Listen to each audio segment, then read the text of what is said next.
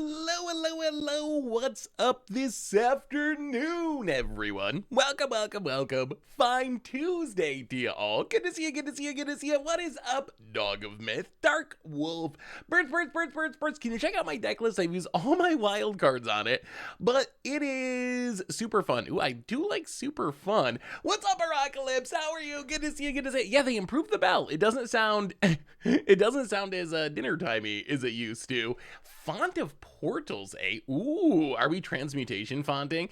The artifacts from Outlaws of Thunder Junction are so sweet.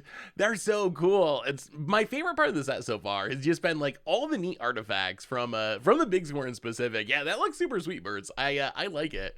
I think transmutation font can be pretty powerful. This looks like a cool shell for it, too. That looks super sweet. Saw the Bebop announcement and said, yeah. Saw the cards and said, boo. I was going to ask y'all about that. How big of a deal is this Cowboy Bebop thing? Is the Cowboy Bebop thing actually...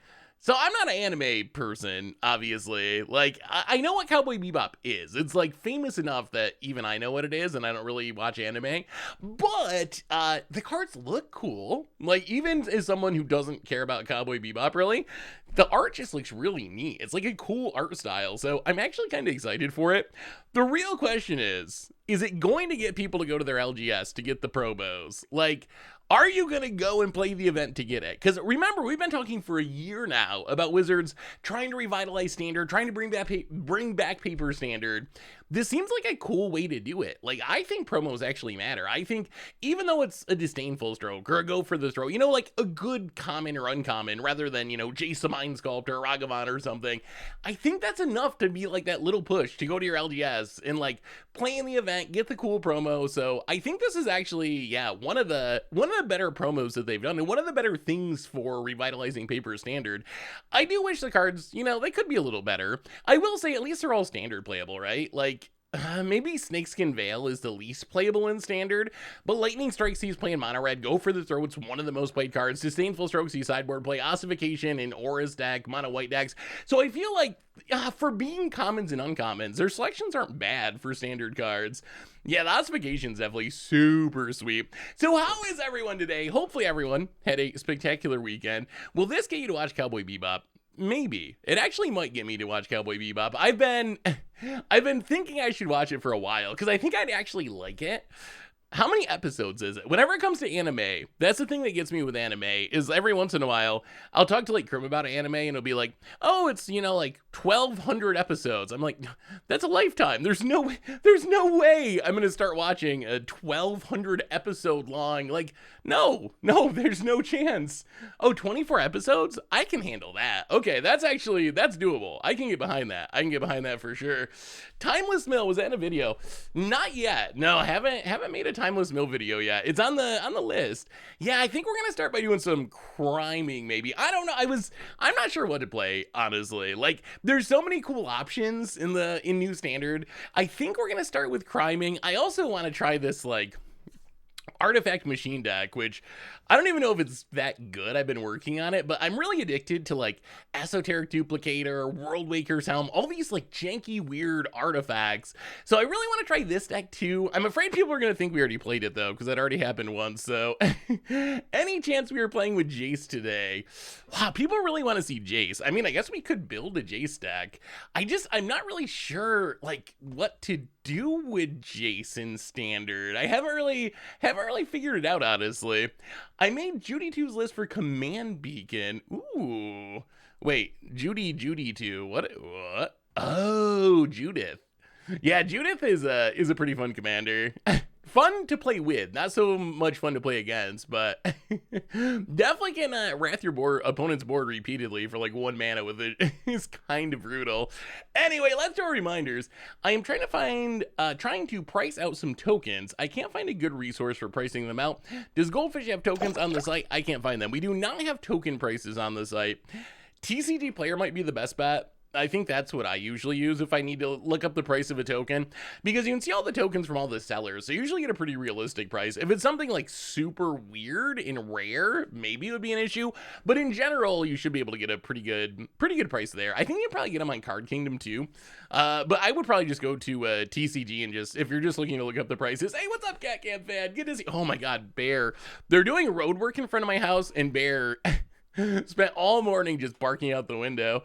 Jessica, welcome to the Fishbowl. Thank you so much for your subscription. Big soup for you. Thank you. So reminders, replay YouTube. That's me and find all the old streams, including this one to the future. Normal YouTube. Tons of stuff going up on there. If you missed yesterday's Budget Magic, oh my God, is that deck sweet. One of my favorite Budget Magics in a long time. So definitely check that one out if you haven't seen it already. It is a pretty sweet one, the Simic Burn deck. A reminder that our sponsor today is Card Kingdom. If you need some magical cards, you can go to cardkingdom.com/mtggoldfish. If you get a free goldfish sticker. Did anyone see any cool lists from the Pro Tour? I don't think there's any cool Pro Tour deck list yet. I think they released them on Friday. I was going to mention that too. There is a Pro Tour this weekend, which if you're interested in professional Magic, they finally fixed the sideboard bug too, which is, oh my God, that sideboard bug was driving me insane on Arena. Took me 18 hours, but made it through the Simic Burn video. Wait, was it that slow? It wasn't that long of a video, was it? I have a Stang Echo Warrior deck. I use a really old Stang as a token. Ooh, that's pretty sweet. That's like the flex. Isn't like original, do you have like a Legends Stang? I bet that's actually expensive. Could you imagine pulling out like a $100 Legends card, just a stack of them to use as tokens? That is like the finance flex. Yeah, that's the thing, the deck, I will say, if you want to put together that deck, here's the Sultai list, and then we're gonna actually play Magic. Here's the Sultai list that I have been playing, is the non-budget list. I will say, if you want to build the deck, I actually don't think you need all the Bonnie Pauls. I think, honestly, I could see playing 1 or 2 Bonnie Pauls, or even 0 Bonnie Pauls. So if you're trying to prioritize building that deck with limited wild cards, I think cutting down to like 1 Bonnie Paul is fine. You can also, especially if you're cutting down on Bonnie Pauls, you can also trim like a couple Topiary Stompers for more Dance to the Tumbleweeds, because it kind of works the same. And then you can play, I like playing Sultai because you actually go for the throats and you get a bunch of sweepers in the sideboard. But I think that's the direction I would probably go. So if you're trying to minimize your wildcard spend, I think cutting the Bonnie Pauls and like trimming a Topiary Stomper for Dance, that should get it down like closer to 10 wild cards. And honestly, I'm not sure Bonnie Pauls even, like, it's a nice backup plan, but most of the time you don't win with Bonnie Pauls. So I don't even know if it's actually necessary to play a whole bunch of them. Do you think Simic Burn would work well in the new festival event? Wait, what is the new festival event? I'm not sure what the rules of the new festival event are. Have you thought about opening another Thunder Junction box? Your last video was sweet, and I want to see more. Ooh, should I do more than one? Maybe I should. I wasn't sure. I was thinking like a video per set was the right number, but if people like them, honestly, box openings are pretty easy to make. Like, yeah, you got to get the box and do the shipping and all that stuff. But as far as actually compared to like building a deck and recording a bunch of games and like doing a deck tech, it's actually like super easy. So if you actually want more opening videos, those are very easy ones to make more of. Want to ask about Simic Burn. How does it fare in best of 3? Best of 3 is all I played with it. So honestly, I don't know how it does in best of 1. I played best of 3 with it, and I still have I'm pulling my Untapped. I mean, see what the actual official record is as of now. I've still been playing it just because the deck's so much fun to play. That's how I know it's a good deck. When I keep playing a deck after I'm done with the video, I know it's like a pretty good deck. So 71% in best of 3 with the Sultai build, 60% in best of 3 with the budget build right now. So yeah, best of 3 is where I would play it. If a choice between gameplay and box openings, do the gameplay, but box openings are sweet. Yeah, it wouldn't be a choice between them as much as like I could do, if you want more than one box opening of a set, that would be a possibility because it just doesn't take like super long. So what are we doing today? Oh, I also want to mention this. There's an RKF playmat Kickstarter. They sponsored the podcast yesterday. Not sponsoring the stream or anything, but I did want to shout it out just because RKF makes really cool art. So if you want exclusive RKF playmats and so forth, I mean, RKF's just one of the OG Magic artists, so it's cool to see RKF, like, back and making art, and you get these cool, like, exclusive, extended playmats. He just has such a unique style. Like, he's one of the Magic artists that stands out. Like, you see RKF art, and if you know Magic art, and I'm not even, like, a big art person in Magic, but as soon as I see a piece of art, I know, just because of the style, that is something that Richard Kane Ferguson made. So, if you're into such things, exclusive playmats and stuff, the Kickstarters, I mean, it's crushing it already. It's been like 2 days and it's at 81K and it started at 12 was the goal. So, but pretty cool stuff with Sweetheart. So it's cool to see RKF back. Like, it's cool to see. I want more of those, like, original old school Magic artists to come back. That's one of the best parts of Secret Lairs, is having, like, these secret lair drops that bring back artists that haven't made Magic art in a long time. His art just feels like it does, doesn't it? It feels so fantasy-ish. The other cool thing about RKF is he's trying to use this Kickstarter to fund his graphic novel. Apparently, he's been working on this graphic novel for years and wants to actually release it.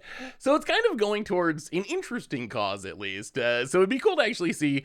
I have no idea what an RKF graphic novel would be like, but it'd probably be pretty sweet. You could do a booster box battle, pick like Phyrexia Obi-Wan, Thunder Junction, see which one does better. Ooh, that could be sweet. Or try it with Murders. Murders is gonna lose. My god, that set's got no value. All right, what are we starting with today? Let's start with some simple criming. I'm very interested. Yeah, this animated loot video was good. You did somehow manage to pick a singing part, which is one of the goofiest parts of the video. But yeah, the video, it was very good. I liked it at 11. Yeah, feel free if you ever want to make a meme like that, go for it. Like, I'm not gonna be offended. Like, I know I say lots of stupid stuff on stream, so if you ever feel like remixing it into something that's funny, like, I'm gonna think it's funny. I'm not gonna be mad about it. So yeah, that was a good one. Is Marchesa the nuts or no? That's what we're gonna find out today. So the goal of today is this crime mechanic, is it actually good? So we're playing all the crime cards. We got Tiny Bones joins up. That's kind of like the big way to keep criming. Dogameth with the gift sub to Lemon Font. Welcome to the fishbowl. Thank you so much for your subscription. Big super for you. Thank you. Lemon Font might be able to link the video. They posted on social media. It was like someone on Reddit posted that I should when they do the film release of Loot, I should voice Loot, and they made like a funny remix of me actually voicing Loot, which was pretty good. But I don't know the link. It was on social media, so if they have it, they can post in the chat. Seth, have you given? You have to give a hello, everyone. Hello, everyone. It's Loot, probably better known as the key to everything. So what is this deck trying to do? We're trying to commit crimes. We're just criming. Why would we want to commit crime? So I think the best payoff in this deck is Gisa the Hellraiser. When we commit a crime, we make 2/2/2 black zombie rogue creature tokens. They are tapped, which is a little awkward, but that's a lot of power. Gisa's like crime Grave Titan, essentially. So if we have Tiny Bones joins up, whenever we play a legend and it ETBs, we get to commit a crime by making our opponent mill and lose a life. So this means if we Tiny Bones joins up, Gisa comes down, immediately Grave Titans, makes a bunch of zombies. Marchesa draws us a whole bunch of cards. Karavik lets us recast all the black cards from our graveyard, which is basically our entire deck except for Magda. Magda makes treasures that become dragons. Vadmir grows into a big lifelinker. And Tiny Bones, I guess, isn't technically a crime card, but Tiny Bones it's a sweet card that I wanted to see. I'm still not sure how good Tiny Bones actually is. I don't know if Tiny Bones is like a staple or it's like kind of just okay. I keep going back and forth. In some games it seems like the most busted one drop in standard. Other games I'm kind of like, all right, whatever. It's just like a random 1/1 death toucher, like a common essentially. But that's the plan of the deck. Committing crimes, seeing if we can get value from committing crimes. So let's give it a go. Marchesa's the nuts. I've been playing a pretty similar list, just with some make disappears added in. Yeah, I wasn't sure about any counters. I always feel we have them in the sideboard. We got counters in the sideboard. Any green shenanigans. So I do have a green white +1/+1 counter deck I was thinking of playing. Hey, welcome, Goobler. Good to see you. Welcome to the stream.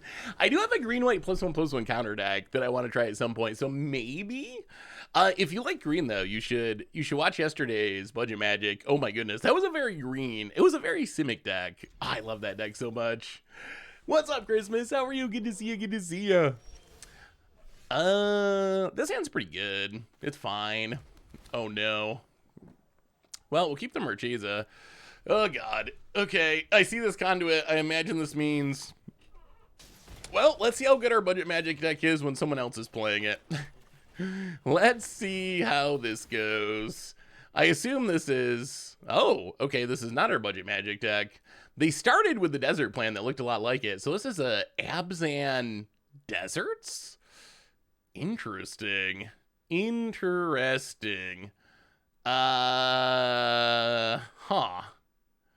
What do we take here?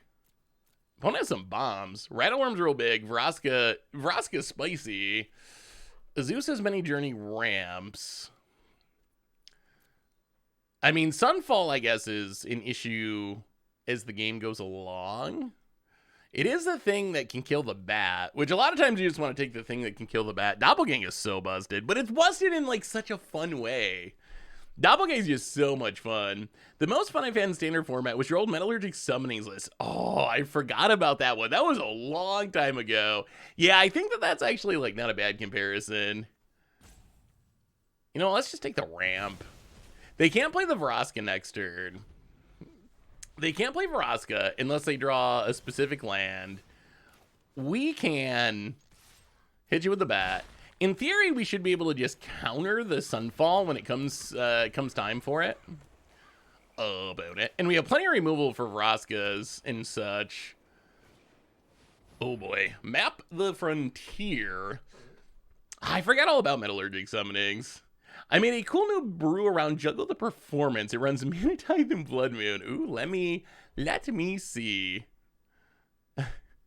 People love that card. I feel like Juggle the Performance is the most iconic alchemy card since the, what is it, Oracle of whatever, the one that shuffles the power 9 into your deck. I feel like normally when alchemy cards come out, I don't see them at all, but Juggle the Performance, I actually run into people playing on occasion, just because the idea of it's so funny, of like building a bad deck. It's like Shared Fate, in the sense that it incentivizes you to build the worst deck possible, because you're going to give that deck to your opponent, essentially. So it's kind of like a weird alchemy Shared Fate style card, which is actually kind of cool.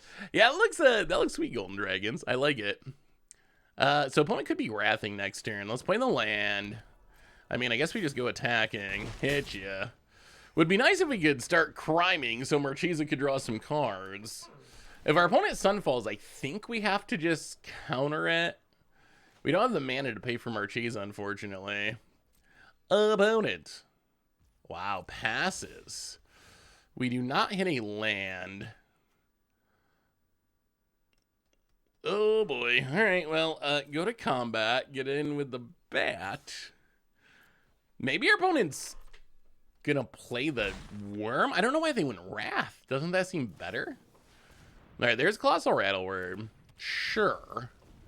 I mean, now we can go for the throw and draw a card off of, and now they don't really want a Sunfall, probably. I'm glad people are realizing that the bounce land is actually kind of busted. Like, this card's so good. I feel like this is gonna be like one of the best cards in standard, and no one realizes it. Hey, what's up, Geninator? How are you? Good to see you. Good to see you, opponent. I think we gotta take it. If we tap down, then they can Sunfall, and that's not good for us. Well, all right. So let's go for the throw. Draw with Marchesa. See if we can hit our land drop. Take a land. Get rid of the Rattleworm. Richard, I think, was talking about Commander mostly, but yes, Arid Archway, like, bounce lands, it's been so long since we've really had a bounce land in Standard, and this is a really good one. Like, not only is it a bounce land, there's huge upside with the scrying, plus we have Splunking. Splunking is what really makes it work, but yeah, Richard did nail it with that one. What are the odds I have another Rattleworm? This deck does a lot better when it has Tiny Bones joins up. You know, we're just gonna attack. If they have another Rattleworm, then I guess they have another Rattleworm. Hit you at a 10, and I guess we keep passing. Wow, opponent did not exile the Rattleworm either. Opponent, you gotta get that desert value. Is it Sunfall time? Vraska the Silencer. Okay. Opponent is trying really hard not to cast the Sunfall for some reason, which is very, very strange to me. Sure. We'll untap. Draw Marchesa. Go to combat. So when a non-token creature an opponent controls dies, you can pay 1, return it as a treasure. So if they kill our Marchesa, they get a treasure Marchesa. That's probably kind of bad for us. I just learned about Juggle the Performance when you mentioned it just now. It seems absolutely hilarious. Would you ever do a video about the card? I don't know. Has enough time passed? Crim did make one. There is a Crim video on the YouTube with it. Has enough time passed that we can play alchemy cards? It's been, what, 3 years now? I feel like the angst about alchemy has died down since Timeless has come around and since people have just sort of checked out of alchemy. So maybe I could actually make a video about it. I kind of had a soft rule not to make videos about alchemy cards just because the feedback has been so bad. But maybe we've gotten to the point where it'd be fine. Like, as a once in a while thing, showing off a weird deck. Because remember, there's been a couple of really interesting. Yeah, I don't like having this treasure Marchesa. That's actually not great for us. 1, 2, 3. Yeah, I mean, I think we gotta. Well, do we even have to pass? We can play a Corpse Appraiser. I mean, what are they even sunfalling here? Yeah, let's play the Corpse Appraiser. If they sunfall away 2 creatures, that's not... Wow, wait. Does our opponent... Why are they not Colossal Rat? This works, right? We've gotten to this point, chat. Oh, don't let me down, chat. So if I... They had to activate it by now, right? If I target this, it's going to work. They can't activate it in response? Is that correct? I think that's correct.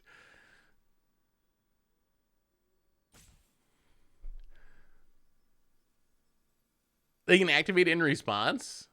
Oh, all right. Well, we'll go with Vraska then. Okay, yeah. All right. I thought they'd already clicked through that, but apparently not.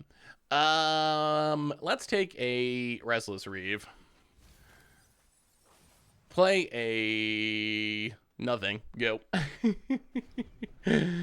I know mechanics wouldn't work, but if they have... All right, there's a Sunfall.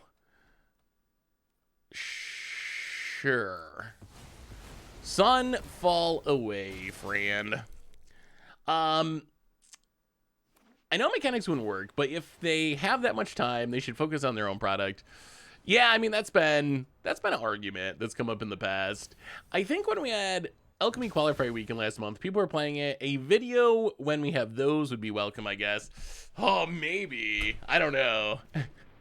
My experience with posting alchemy cards is YouTube videos is people really do not like them. Really, really, really. Let's play the Restless Reeve.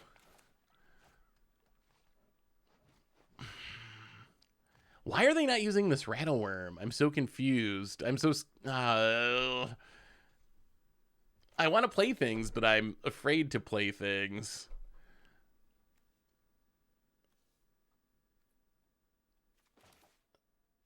We're gonna sit on the counter. That's fine. We'll pass. We'll pass. I know, isn't it ridiculous? Wraths should definitely be Cribes. I feel like Wraths are like... opponent is finally going to Colossal Rattleworm. I feel like Wrathing is like the most severe crime you can commit. Actually, Wrathing lands is probably the most severe. What is actually the most criminal act in Magic? Now that I'm thinking about it, is it mass land destruction? Like, not by the actual mechanic, but by how people would feel about it. It's probably mass land destruction. Maybe humility or like stacks. I think MLD is even more than that, though. Humility in stacks is also not a crime, technically. Technically. Well, let's try to Urtai this Aklazats. Yes, we will counter Counter the Bat God. Balance. Oh, balance is a good one. Notion Thief. Yeah, Notion Thief is another one that's technically not a crime, but definitely feels like a crime. Wedding Announcement. Sure. I don't know what our opponent's deck is up to, really. Well, we're going to play Giza. And kill the dork. Giza is kind of insane. That's so much value. I might actually just be a better Grave Titan. Grave Titan used to be so good too. In your podcast yesterday, you did a few new house bans for Commander Clash. Have you thought about doing any unbans? And are there any you personally want unbanned? Ooh, that's a good question. So we changed the ban list a lot season to season. I will say, I think that fast mana will always be banned on Commander Clash, and I think that's good. I think that, honestly, it's tough to enforce, right? Because is our opponent actually a doppelganger deck? Are we actually just gonna, maybe we're about to get comboed off. I'm actually scared. They're playing so many random things that they could also be doppelganger comboing here. We haven't seen Splunking though. So I think that actual Commander would be better with fast mana ban. Like Soul Ring, Mana Crypt, Mana Vault, like those cards, Dockside. I think that Commander would be better if they were banned. It's not gonna happen, I don't think, ever. But I do think that Commander would be better if it did happen. Oh. Well, let's keep criming. Giza, 7 mana make lethal power. Kill it. Bono gets a 1/1. We untap. Now we get to... Can we win here? So we can play Marchesa. Bitter Triumph. Pay 3. Kill the 11/11. Trigger. Wow, so many zombies. So in about it, scoops it up. So I would say this. As far as the Commander Clash ban list, fast mana should be banned. I think it'll always be banned on Clash, and Commander should ban it. The cards that I would be like, okay to come off the ban list, personally, I don't actually hate Ristic Study. I just don't pay for it, which honestly, I'm the reason Ristic Study is banned on Commander Clash, but it's not because I play it too much. It's because I just refuse to pay for it, and that makes everyone else mad, so eventually they banned it. Especially Tomer. Oh my goodness, Tomer gets so mad when I don't pay for Ristic Study. But yeah, I don't care. There's lots of card draw in Commander. Like, go for it. Draw a bunch of cards.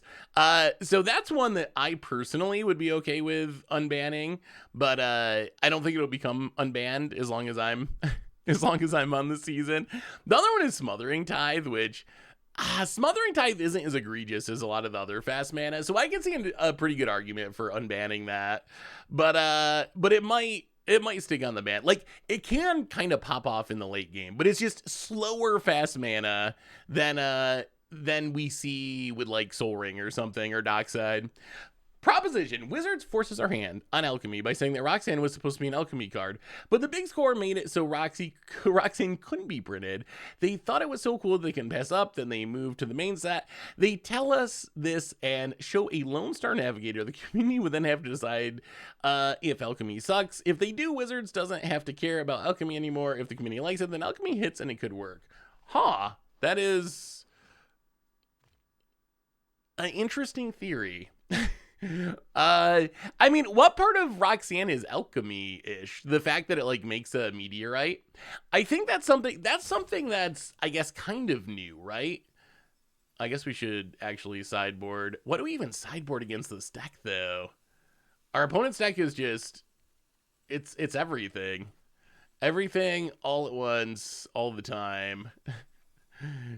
Maybe something like that. Yeah, I mean, I guess it's like kind of alchemy-ish. We have cards that refer to other cards, right? Like, we have cards that tutor up cards with specific name. Like, what was the, like, Bogbridge Witch or something that tutors up the Newt in the Cauldron? But I don't think we've, Garth is probably the closest. Garth creates, what does Garth actually say? Garth the One-Eyed might be the closest. Choose a card that hasn't been chosen from the names of Disenchant, Braingeyser, Terror, Chivalry, Free Growth. Create a copy of the card with the chosen name. You can cast the copy. Garth is pretty close, but Garth, I guess, also feels kind of alchemy-ish. Yeah, I think we're going to see more of it. I actually think we're going to see more of the create a token of things with specific name. I can't shake the feeling that, like, something wild's going to happen with tokens in Bloomborough. Something's going to happen. Tuga Buddy, welcome to the Fishbowl for the 23rd month. Thank you for your subscription. Big scoops cheer for you. We will keep the bet. Thank you.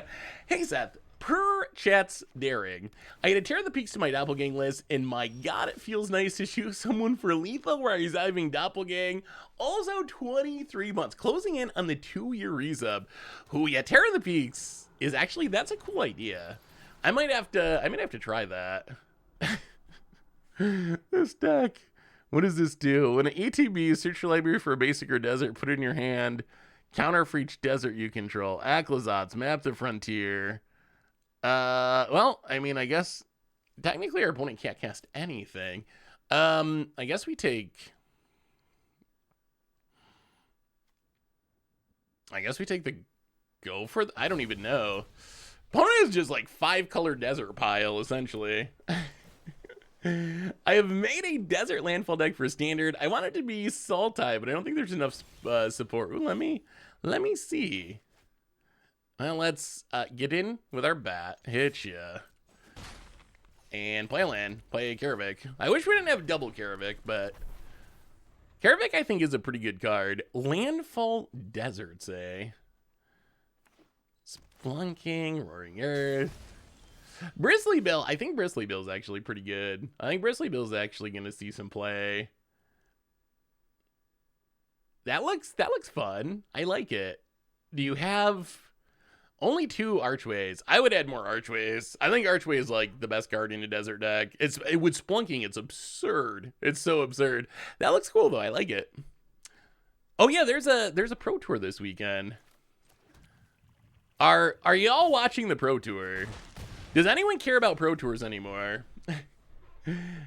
It's gonna be standard, which I'm actually excited about a standard Pro Tour because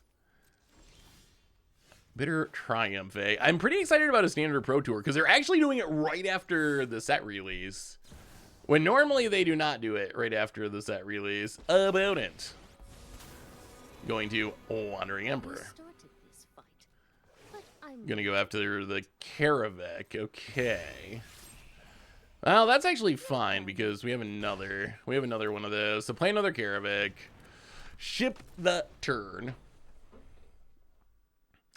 I'm really hopeful we're gonna see something spicy. I really am.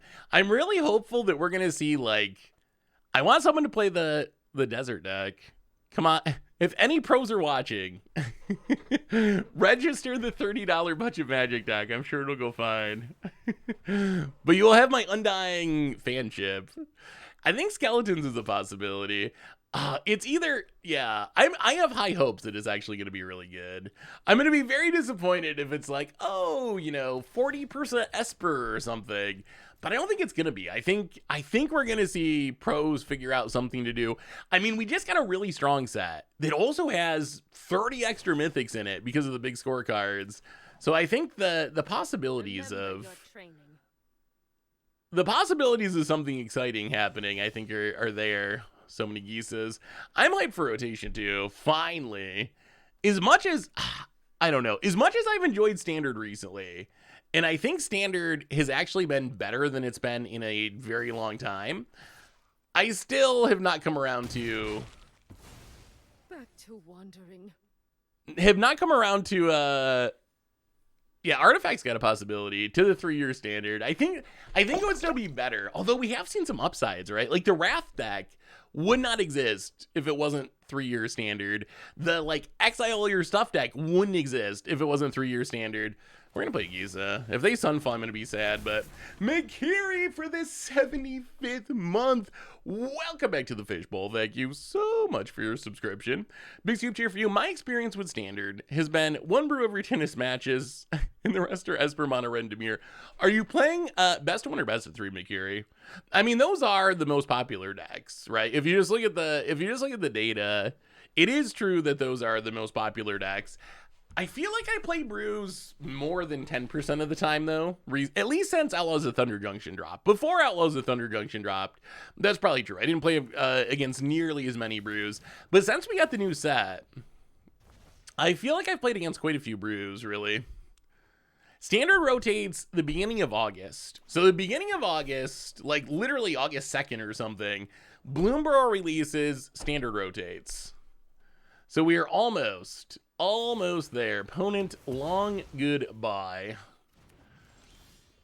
Ooh, Corpse Appraiser is actually kind of... Wait, is it huge? Do you have a creature? You do not. Exile up to 1 target creature from a graveyard. Huh.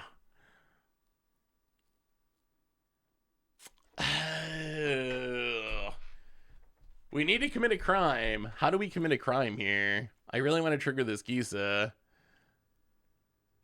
I guess we can...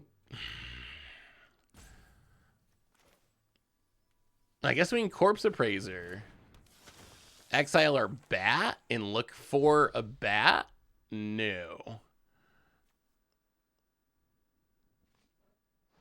Let's take the land. Play the land. Smack ya a little bit. I mean, opponent is down to 8. They are down to 8. They need to kill the Giza. That's going to take 2. Hey, Seth, I've been playing a... All right. Sure. Sure, opponent, with your Sunfalls. Hey, Seth, I've been playing Gruul, Tear the Peak, Storm the Festival. Any tips for a sideboard? Or should I splash blue-black for counters and discard? So... I would say that Gruul is... They only have 1 unknown card in hand. Oh, this is actually interesting now. Do we just bat? So we can Giza, trigger Giza, and then our opponent is going to go for the Throat It, but we'll have 2 zombies. I think we wait 1 turn. Let's Steep Cavern Bat. Get rid of the go for the throat. Hey, Seth, you really outdid yourself with the Simic Desert deck. I love your builds. Hey, thank you. Yeah, that is one of those decks that it came together. It just came together in a magical way. Every once in a while, it kind of happens. I guess if you're just constantly building decks, sooner or later you're gonna get lucky and build a good one. Opponent, Vraska, sure, and a Green Blade Outcast, which is a 7/8. Golly. Okay. Vraska making bats actually seems kind of ridiculous. Not easy to kill a treasure. Opponent, land. Up to an 8/9. Is Giza even going to be enough here? Opponent goes attacking. We will take it. They make a token. Well, let's... Oh, we need this to kill the Bat God. Alright, we'll let it go. Untap. Not a land. Vadmir. Well play, Giza. Get in with the Bat God. Hit ya. Pass the turn. Come on, no removal. Aclazotz is fine. Aclazotz is fine. We don't care about Aclazotz. All we care about was Giza. Opponent's going to crime us a bit. Down to 10. And gets in with the big in. Well, kill the token. Commit some crime. Make some zombies. Drop to 10. Hold. Opponent. Oh, wait. Does this crime land do anything? So we can kill... Okay, so we can play Vadmir. Play Vadmir. Kill Aclazotz. Paying 3 life, I think. Get some triggers. Make some zombies.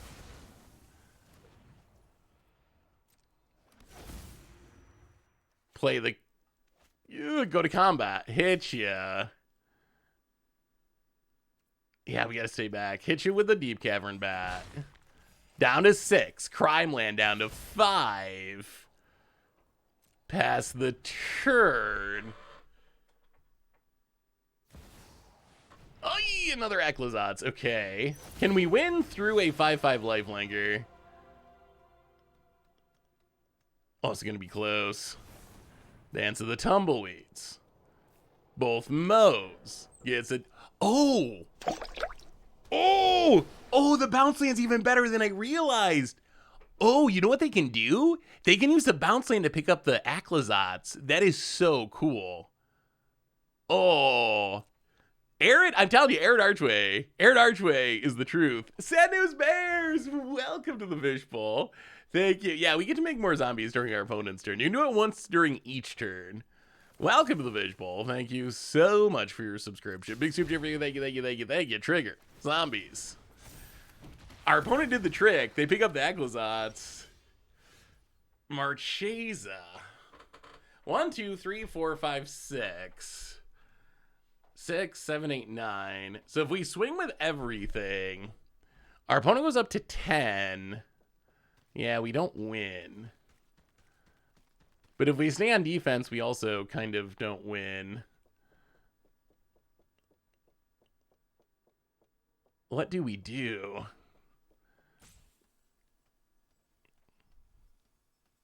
Well, they gain 5 though, right? So we don't actually...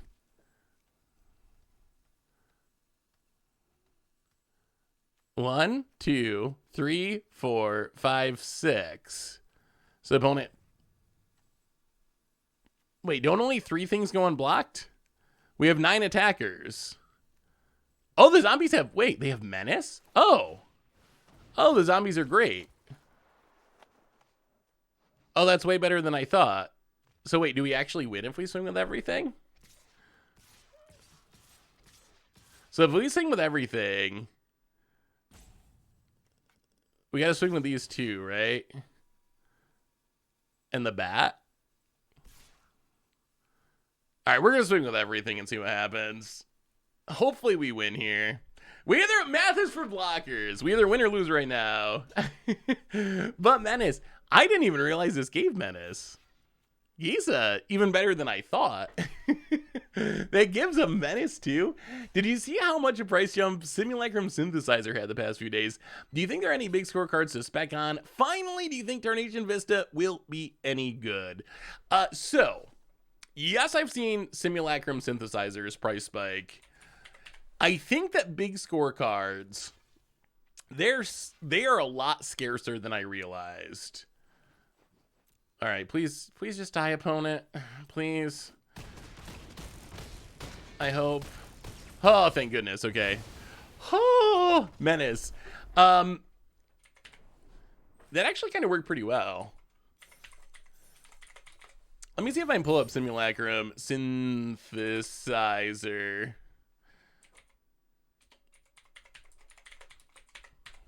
So Simulacrum Synthesizer, this card's been getting a lot of hype for Modern.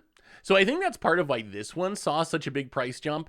But the thing about these big scorecards is, from opening boxes and from just hearing people talk about the numbers, they're pretty scarce. Like, they don't actually show up all that often. So I think that the potential exists for these cards to be a lot more expensive than they would than most mythics would be. So I think the potential exists. I'm intrigued by stuff like Legion Extruder is a card that I'm really high on still. I think that's a card that might actually end up being really good. Collector's Cage, I've been playing that. It's like 5-0'd in Modern now. So I think some of the cheaper ones are still intriguing. They could go Simulacrum Synthesizer. I do think Tarnation Vista You never want to say a land that taps for 2 mana is bad. You never want to say it, because traditionally in Magic's history, lands that tap for 2 mana are busted. Tarnation Vista feels very safe to me, though. Like, I have a hard time seeing anyone breaking that one. But you know what looks like really safe for a Mox is Mox Amber. And you know what people break is Mox Amber. So it's definitely possible there's a very specific deck that can make it work.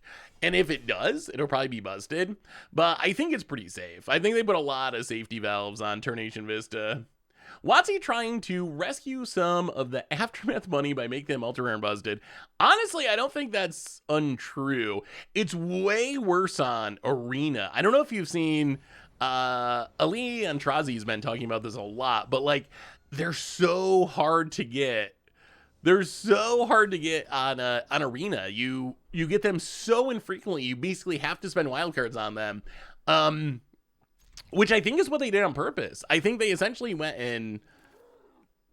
I think they essentially were like, okay, if we can't sell this as a set at full price, like Aftermath, we're gonna make up that money. We're gonna make up that money essentially on Arena by charging people, you know, making it very hard to get these cards, and we'll get that money back in wild cards essentially. Tried to craft a blue-white artifact deck for standard. It was an absurd number of mythics. I hate big. I love big, but I feel like there are also issues with it. But I love the cards in the set. And honestly, in paper, this is a way better way of doing it, right? In paper, wow, do they not have interaction? Are we just doing this? Wow. Okay. Oh, they, jeez. Well, oh, nice knowing you.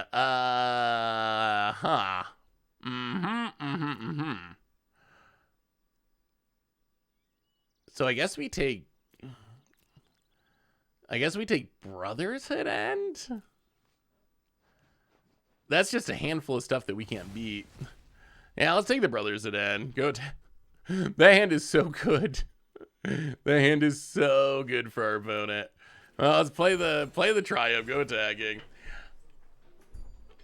By the way, Seth, here's my current doppelgang list. Let me see, Tuka. I do love me some doppelganging. This is my deck. I went 35-7 straight to Mythic. It's a sleeper and busted. Ooh. Opponent has a Magda. Well. Do we have to kill the Magda?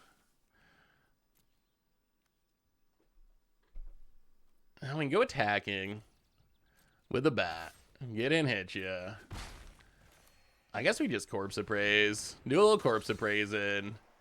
Eat the Vadmir. Grab a... We have not seen Tiny Bones joins up, period. I guess we take Marchesa. Yeah, I think we need the card draw. Like, take Marchesa. Play an island. Pass the turn. Pimpin' Rex, welcome to the Fishbowl. Thank you so much for your subscription. Big super chat for you. Thank you. Doppelganging your team and board, I guess. Ooh, Oko action. Yeah, the Terror of the Peaks plan super cool. I like it. So this is kind of like the cave plan. And caves definitely were really sweet. Virtue Strength, you can cast some big doppelgangs. Yeah, it seems super cool. Like Terror of the Peaks doppelgang is a pretty good combo kill. Well, let's play Marchesa. And do a little Cryman. And draw a card with Marchesa. And I guess it's Tiny Bones. The problem is our opponent's about to reanimate a Carnosaur with any number of brutal things. Cruelty of Gixis joins up. Opponent's got options. They got options. Blue-red artifacts. I think blue-red artifacts could be sweet. Wait, there's not even... Oh, there's a synthesizer. Yeah, I mean, Simulacrum Synthesizer is an incredibly strong card. To the point where, like, I'm not even sure Simulacrum Synthesizer is a... Oh, they hit a Deadly Dispute. I'm not even sure it's, like... I'm not sure it's going to be okay. Maybe it'll be okay, but I'm not convinced. It could actually be too good. Hey, I love you too, Pimpin' Rex. Welcome to the stream. Good to see you.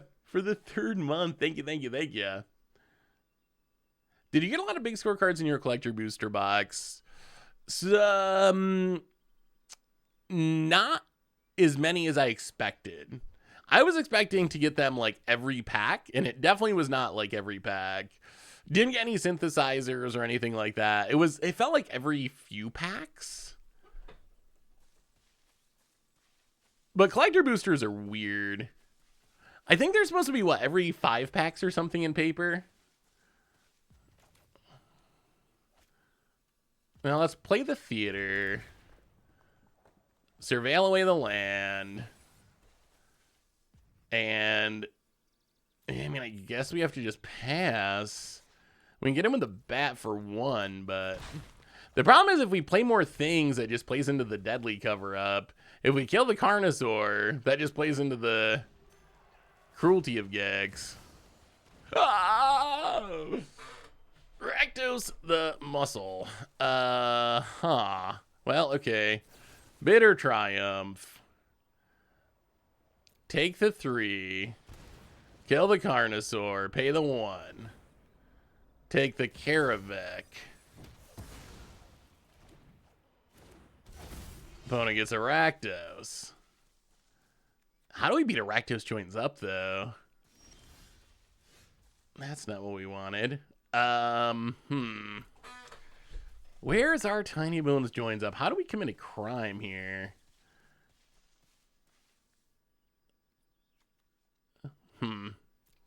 We might just need to... I guess we can, like...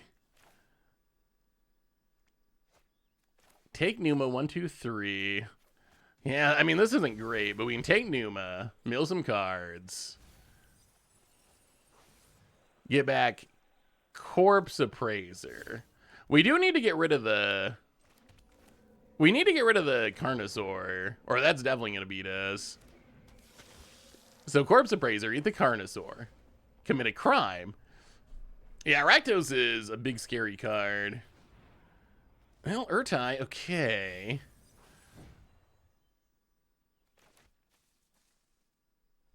Eventually they're going to start making dragons with the Magda too. Well, there's Tiny Bones joins up. All right, we're gonna try. We're gonna try. We're fighting the good fight.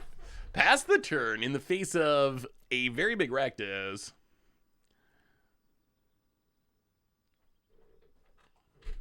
Opponent. Gonna sack the Magda.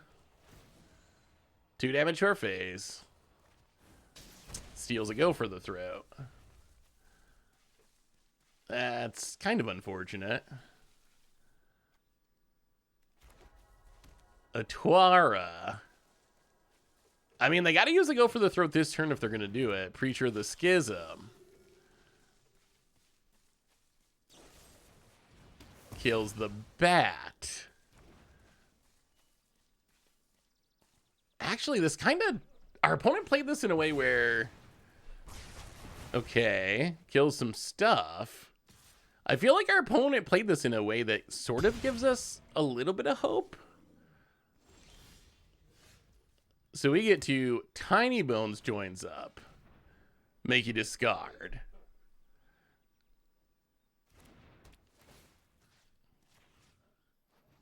Commit a crime.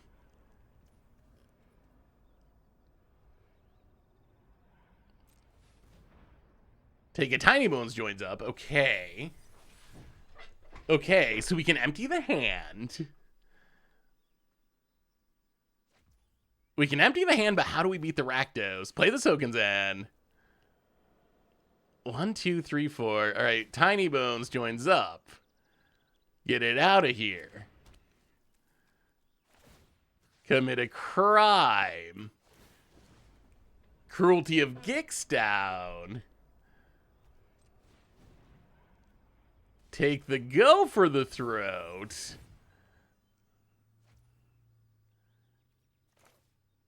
And play the Tiny Bones.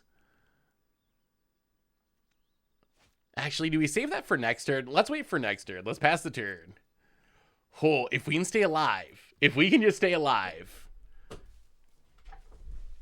How do we get rid of the Rakdos, though, with the Rakdos joins up? The problem is the Rakdos dying is going to kill us. Ah! Oh, no! Oh, no. Oh, no. Oh, no. Oh, no. Well, we have to counter that. Oh, no, they caverned it. We can't even counter it. Okay. So we need to blow up this Rakdos. Commit a bunch of useless crimes. Opponent's gonna attack the Preacher. Steals, oh, some very good cards. We tap it. Rakdos lives. So we basically gotta win the game this turn. I don't know that we can win the game this turn. Opponent surveils. Can this Karavik do anything? Tiny Bones joins up. We'll discard a Marchesa. How do we win? How do we win the game? The problem is the Rakdos joins up, right? Like, the Rakdos joins up. Sack 2 non-token non-lands. Alright, I mean, I guess our opponent gets to draw. They draw all the cards anyway. Is Rakdos joins up just, like, undefeatable? How do you beat this card? Like, the normal way of interacting just doesn't work.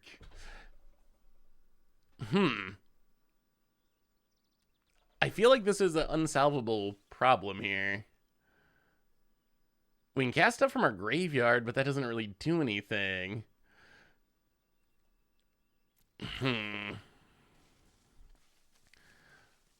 Well, yeah, I mean, yes, there are ways of beating it. How do we beat it though? Yes. Yes, I'm sure if you're Boros or something, you can just run him over, but well, okay. Tiny Bones. I think we're just dead though. I don't think our deck has a way that we can do anything about this at the moment. I guess we could find another Urtai maybe. Another Tiny Bones joins up. Urtai could stifle a trigger. So our opponent goes to 14. Tiny Bones joins up. Crime, yeah. I mean, we're just gonna commit a bunch of crimes and die, apparently. Draw a card. It's a crime land. Crime you. So we can play the bat. See what's in our opponent's hand. I mean, Marchesa seems good, though. Marchesa is doing work. 2 Magdas. This also has trample. Yeah, so now we're dead? If we kill this, yeah, we're just dead. Rakdos joins up. Kinda very impressive. Wait, should we just be playing Rakdos joins up so no one can kill our stuff?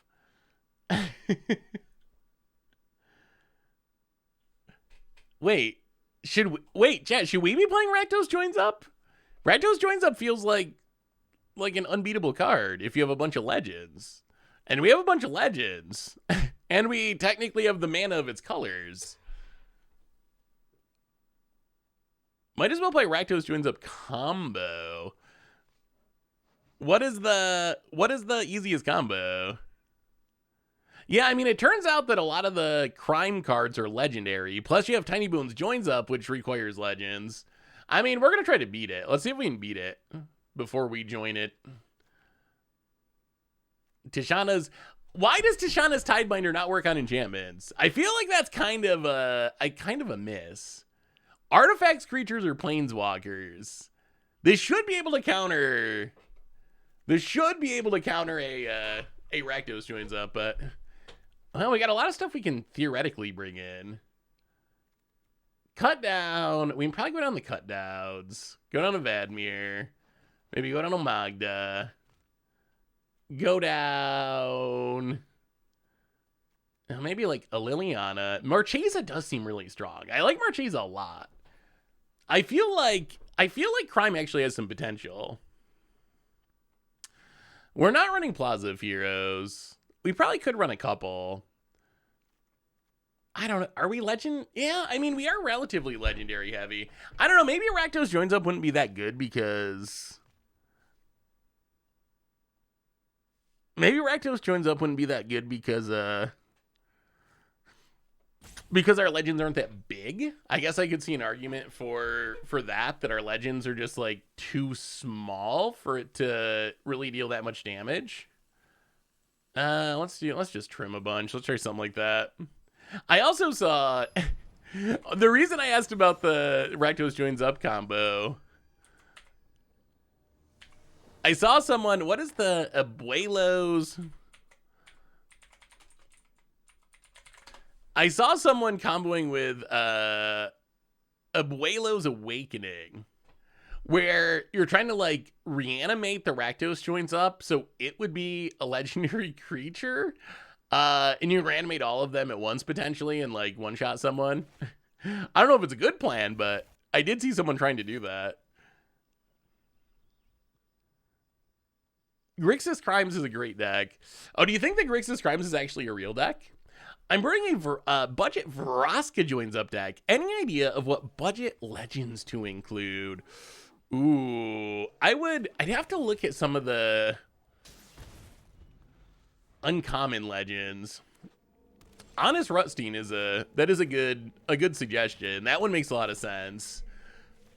What else would be budget in Ingolgari? In standard? Actually very strong in best of one. Oh, Freeze Rider Lookout's another sweet one. Yeah, this is my first time playing crime decks. I haven't really done any criming. First experience criming, and it does seem like it could be pretty powerful. So what are we thinking at the Pro Tour chat? Like, how much new stuff do you think we're gonna see? It's gotta be a lot, right? It's gotta be. Ooh, Iron Craig. Spicy. Well, I mean, I guess we just keep casting Tiny Bones joins up for now. Pinging you for now. Opponent, would you like to discard a card? Xander's Lounge. Go. Opponent. This Rakdos joins up Yargle combo deck I am looking at. Ooh. Yeah, I built one of these for early access. We never got to actually play it, but I had a like Rakdos joins up, you can fling Yargle, you can Rakdos joins up, Yargle.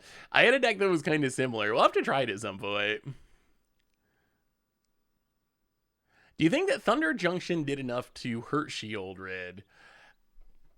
I mean, Shieldred's still very good, but Shieldred has become not the best card in standard anymore.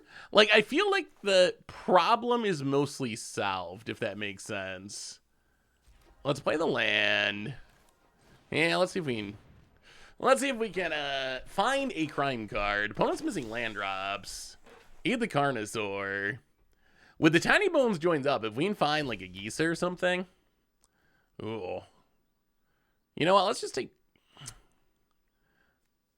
Marchesa. Marchesa should find us the Geisa in the future. Plus, we can Grixis command it back once we have the mana for it.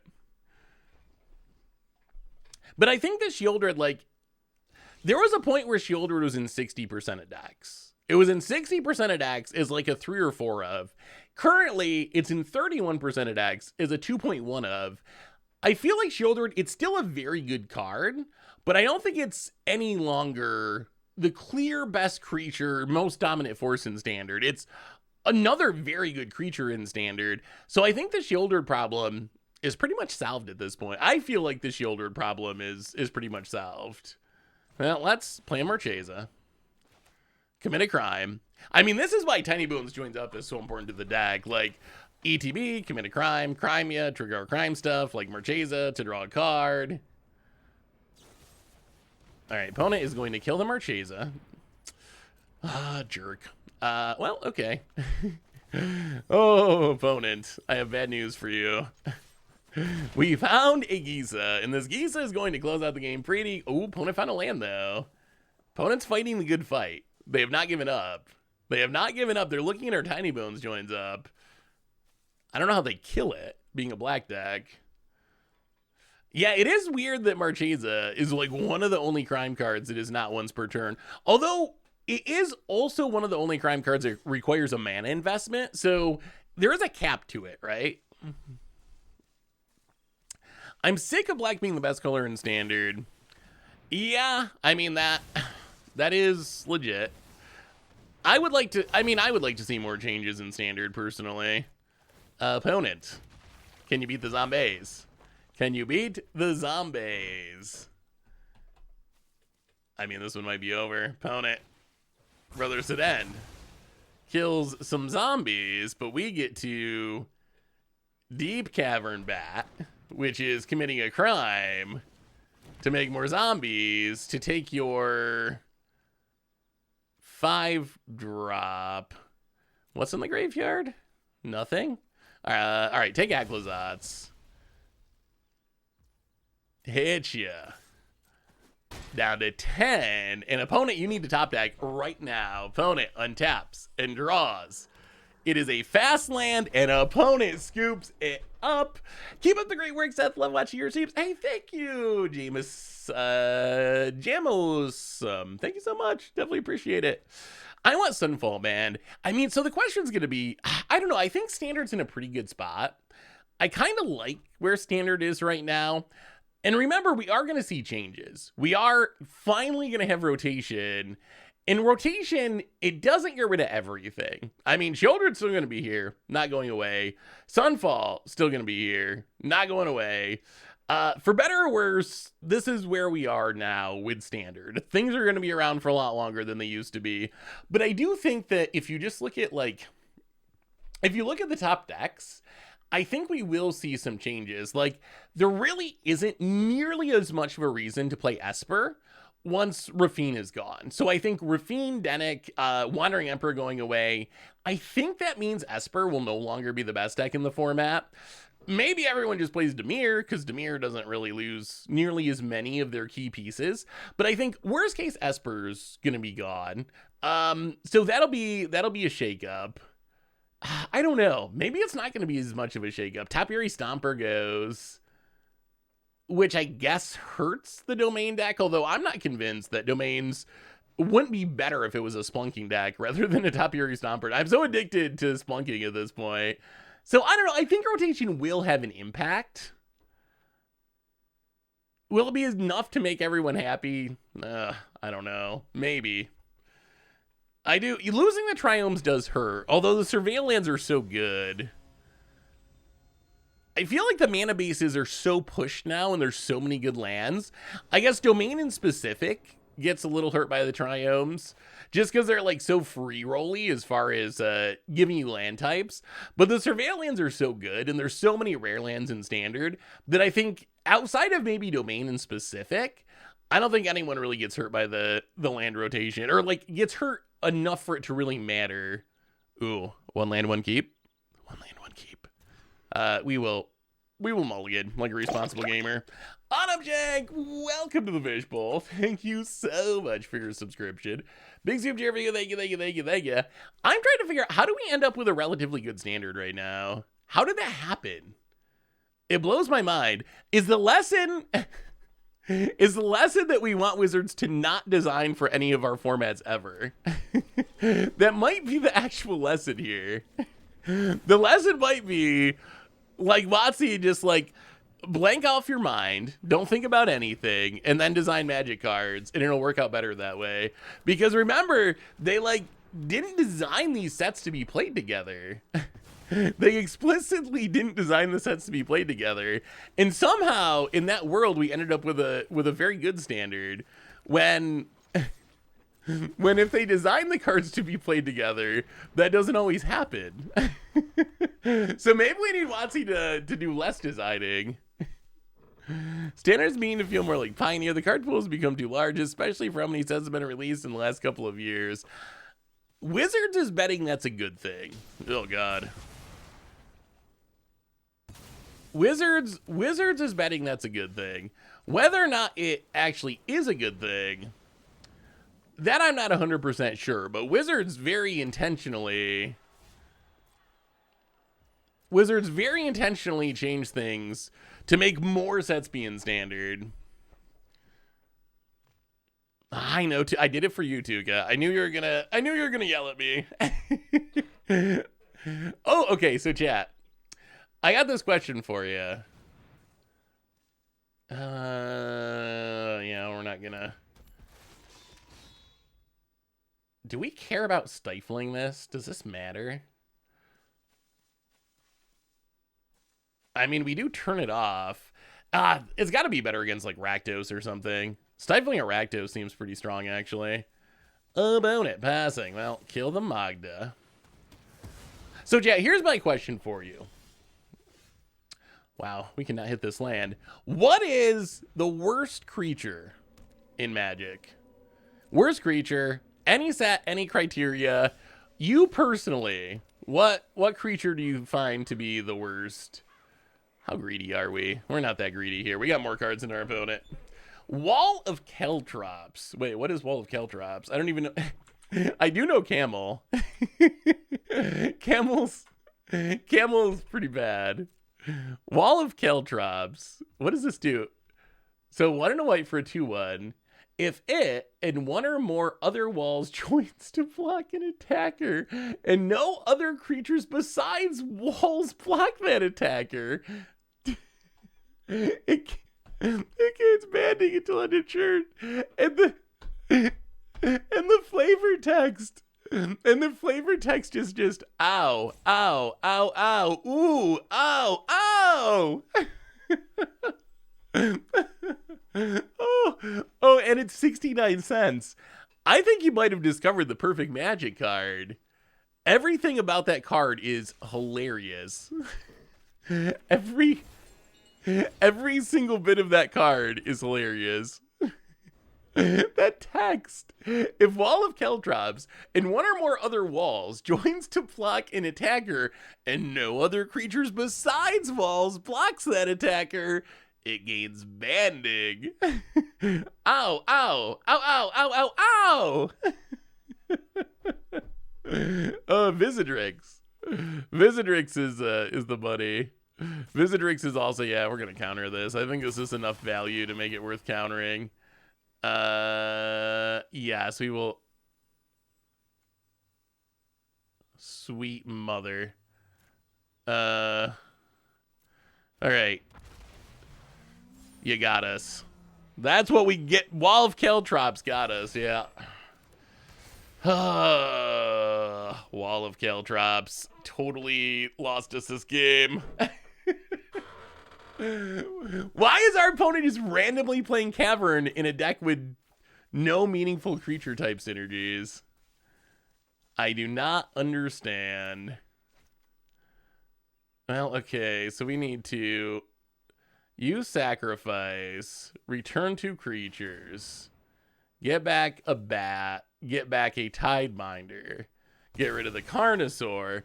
I mean, we still might have a shot. This is horrible. And now our opponent gets to tutor with the Cruelty of Gigs that they got for free because of Wall of Caltrops. Ow, ow, ow, ow, ow, ow, ow. But yes, I do blame the wall. I do blame that wall.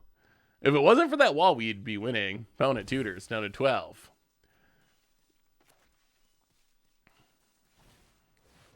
Rakdos joins up to reanimate the Carnosaur that shouldn't be doing this into a Magda. Yeah. I mean, at least our opponent's not playing big legends. That would be worse. Opponent, would you like to flip it? No. So our opponent gets to reanimate again next turn, but they don't have anything worth reanimating at the moment.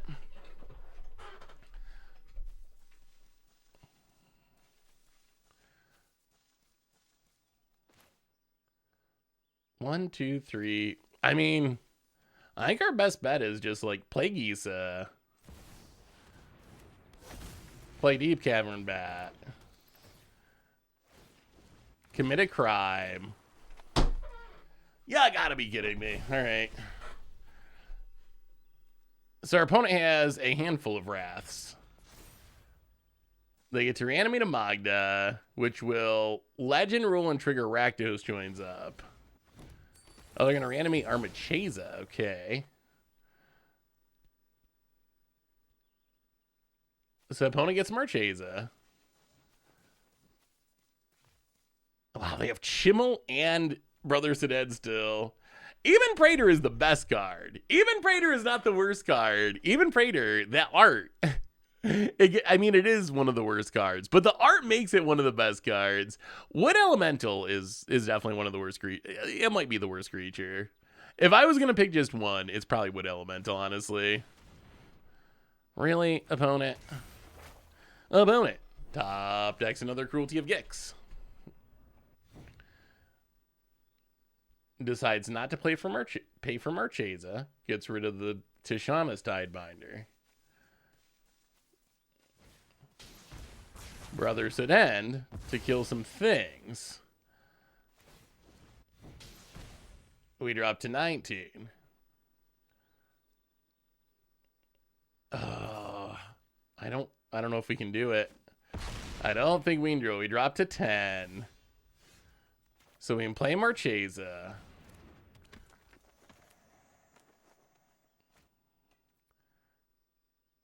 Go to combat, attack. Yeah, that one turn with the Carnosaur is going to lose us this game. Opponent blocks with our Marchesa. 3 damage at our face. I mean, the Rakdos joins up has been very impressive. I will give it that. I don't know what we can do here that saves us, especially with this deadly cover-up in hand. I'll play the land. Pass the, yeah, this one's over. That's what we get for looking at the worst cards. In a world before the Beamtown Bullies, were Leveler or Eater of Days ever useful? Not really. There were occasionally, like, you could build really, like, super janky decks that were trying to, like, oh, I'll play a Torpor Orb, and then I'll play my Leveler, and the Torpor Orb will stop its ETB, and I get a big creature. There was stuff like that, but, nothing anywhere close to Beamtown Bullies as far as how powerful it actually was. Well, I mean, we got to kill the Carnosaur. I'm sure our opponent just got another way to reanimate the Carnosaur. Plus, they have another one on board, so I don't think any of this actually matters, but, well, we will pay 1. That is actually interesting. Okay, just kidding. That is exactly the way this could matter. Like, exactly. Exactly. Wait, are we gonna win this now? Because we hit this. Maybe Marchesa's busted. This Marchesa might have just saved this game. Deadly cover up. I mean, we gotta try it. Can't cavern that, can you, opponent? No cavern for deadly cover up. Now, is there, Devil Fin? Are we gonna win? Are we gonna win? Marchesa for the steal with the negate off the Bitter Triumph. I mean, we're going to play the bat, and opponent scoops it up, and we overcame the wall of Caltrops. And yeah, the lesson here is very clearly, crime pays off. Commit more crimes. What is this set teaching? What is this set teaching? Goblin Firebug. Oh, Goblin Firebug. Oh my goodness. Yeah, Goblin Firebug is Goblin Firebug is also hilarious. Goblin Firebug. I'm pretty sure I'm gonna do a video on the worst creatures of all time just because I find them funny. Goblin Firebug is hilarious. So little speech on Goblin Firebug. So in the early days of Magic, Wizards had this thing where they thought that green should have the best creatures. They mostly still do. But Grizzly Bears was actually one of the baseline creatures, and non-green colors were not supposed to get creatures more powerful than Grizzly Bear. So they kept printing They kept printing these grizzly bears with drawbacks to get around the fact that other colors were not supposed to get things as powerful as a grizzly bear. Do you know, chat, if anyone knows the answer to this, I will be very impressed. Do you know when red got its first grizzly bear? And by grizzly bear, I mean a card that is just a 1 in a red 2/2 that either has no abilities or has an upside. It does not have a drawback on it. So it can be vanilla or it can have an upside. 1 in a red for a 2/2, no drawback. Do you know? I mean, Magic came out in 1993. Give me a guess. Oh no, it was way after. Eldritch Moon, Jables McBooty. You absolutely nailed it. It was a random vampire in Eldritch Moon in 2016. They went 25 years of Magic. 25 years of Magic without giving red an actual grizzly bear, which is kind of mind-blowing. So Goblin Fireblug was one of the downside grizzly bears. 1 in a red for a 2/2.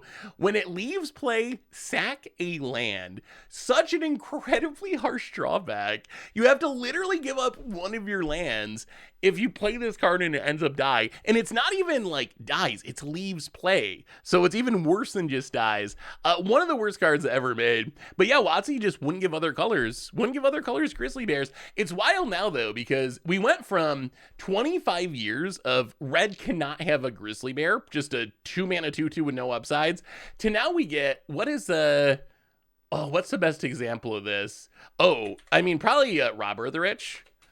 Now we just like, I think this is one of the best examples of power creep. We went 25 years with, you can't have a literal grizzly bear because that's too good. So your grizzly bears have to blow up a land when they leave play red, to then after 2017 and really 2019, WotC just like, whatever, we're doing it all. Robber the Rich, 1 in red 2/2, reach and haste for some reason, 3 creature types, and it draws you cards like half the time when it attacks. Like they went from like, you can't have a grizzly bear to let's just put all the text on. Yeah, Bloodthirsty Adversary is another one. Even the equipment one, Ogre Headhelm or whatever. Inti would be another good one. Inti at least has a downside of being legendary. Even Ogre Headhelm that doesn't see any play, that's like an equipment and it's a 2/2 and you can sack it to draw cards when it deals combat damage. Like even that, and this card doesn't see any play, but even that's like 2-mana 2/2. You can equip it for 3 to give the equipped creature +2/+2. Whenever the equipped creature deals combat damage, you can sacrifice it, discard your hand, draw 3 cards.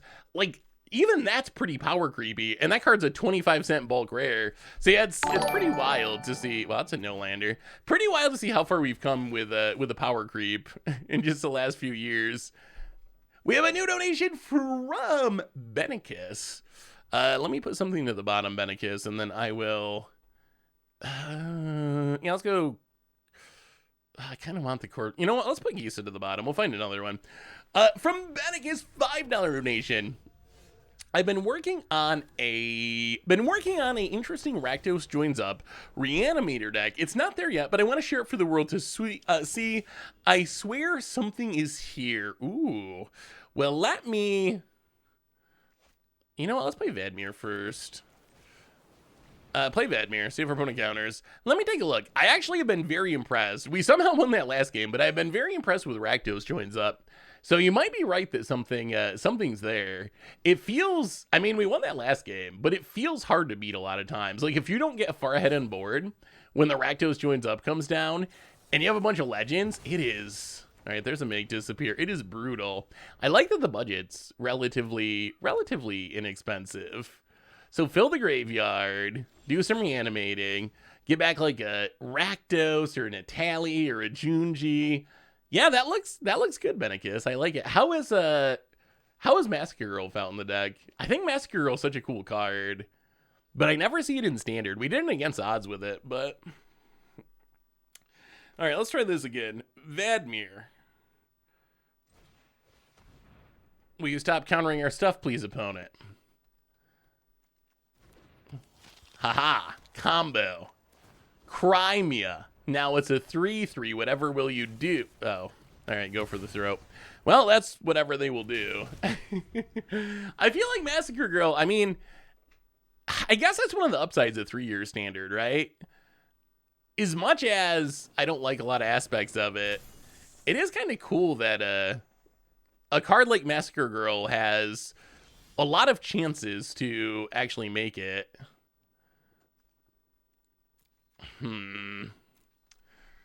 Well.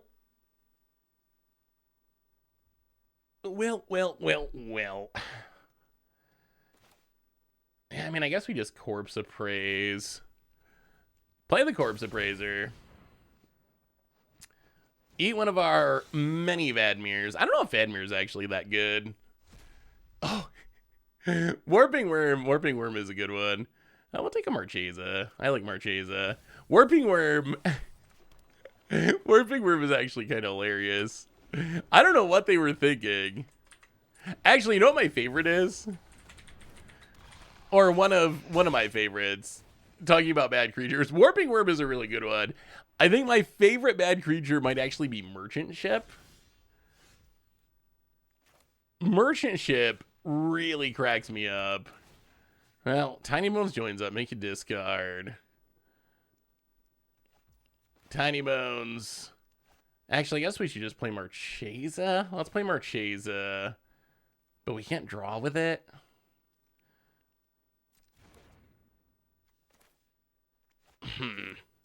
Now let's play Tiny Bones. Haha. Make you discard. We really want to be able to trigger this Marchesa right away. We need to draw to keep up with this Gix, which apparently we will never kill. Merchant Ship. Remind me to talk about Merchant Ship, because Merchant Ship actually is so funny. I mean, so at least Alpine Guide puts you up a land. I think that's the difference. It puts you up a land, and then when it dies, you go back to... Oh, really? Yeah, we're in trouble here. This Gig's about to snowball. Nothing in the graveyard for Tiny Bones. Laws of Werefaces. We draw land. Oh, yeah. All right. That one's over. That one's over. What's the best way of getting a deck on Commander Clash? I've been submitting my Living on Commander deck for like 2 years, LOL. Whew, well, you know what your best bet might be right now is, do you have a link to it? You should send me a link, and I will look at it right now. Mother Frogger, welcome to the Fishbowl. Thank you so much for your subscription. Big super fan, thank you. Can't wait to open my box with my friends and commit some crimes. Committing crimes is actually pretty fun. It's actually pretty fun and seems pretty powerful. I think we're 2-0 currently with the deck. We might try the artifact deck. I kind of want to try I feel like the artifact deck, if we can make it work, would be super cool. I feel like we can build like a machine essentially out of these artifacts where we just like keep sacking and like building this huge weird, contraption that eventually wins the game. You should build a Commander Clash deck with some of the most busted spells. However, the drawback is you can't have any good creatures in the deck. That would be a good example of power creep. Ooh, that's a neat idea. I like that idea. Let me see you spell the buddy. Living End First Sliver. Ooh. Some sweet cycling action. In channeling. How do we... Is it built so we can like cascade into Living End? Is it like modern Living End? How do we find the... How do we play the Living End? Or do we just actually suspend the Living End? I mean, I guess we got Living Death. Oh, the first sliver. Wait. So was everything so expensive that the first sliver... Wow, it is. Why do the mana costs look so weird on this site? Why does it say 0? And 0 and 1? It must be the settings. I don't know why it looks like that. That's actually a super cool idea. So your first sliver always will cascade into the Living End. So you just spend the early turn cycling and channeling and getting things in the graveyard. That's a really neat idea. I wonder how strong... It seems like it might actually be very strong in a casual game. If people... I mean, I guess it's one of those strategies that's very all in, right? Like, when it works, it's going to be amazing. But if your opponent deals with it, then you kind of just do nothing. Oh, that's actually a cool feature. There's a setting to display real costs. Kind of like Magic Arena. Magic Arena likes to do that too. Well, that's Tiny Bones joins up. Thank you, discard. That's a really cool build. I like it. It looks powerful. Well, get rid of the Lazav. Play a survey a land. We'll keep a Twara past the turn. Do you have counter protection for the living end? Opponent. Deep Cavern Bat. Presumably going to take, the cut down. Well, let's just... Or they take the Marchesa? Huh? Sure. I mean, that is allowed. I am very surprised. I mean, we're just gonna kill this right now, I guess. Maybe that means they have another bat? If they have another bat, I guess that still doesn't make sense, does it? In what world does that play make sense? Well, play the land, play Marchesa. Opponent counters. I will be happy when Dimir and Esper rotate. The decks, they've just been at the top of the meta for so long. I am so ready for a change. I think we let this go. If we draw land, I think we'd rather just play. All right, we do not. Well, in that case, oh, how greedy are we? Oh, it doesn't actually work. I was thinking we could Marchesa for a land, but we wouldn't have enough mana. So I guess we just have to kill the Shieldred, unfortunately. No. Yeah, I know. We'll probably go through rotation, and Esper will still be the dominant force in the meta. But we can dream, right? Rotation is a time for hopes and dreams. It's a time when we can think of all the possibilities of how good Magic could be if Esper didn't exist. Actually, I mean, I think Esper is an important part of Magic, as much as I hate to admit it. Well, that's an awkward bat, but we need to commit some crimes. I don't think we're winning this race. And if our opponent attacks with the Preacher's so good. That extra toughness. Yeah, I don't think we can beat this deck. We have a big board, but it's just so late. We're losing tri-lands. Yeah, I don't know how much that matters, honestly. I think it matters, like, very slightly, but I don't think it actually matters that much at all. There's just... really? Gix off the top? Opponent draws a new hand.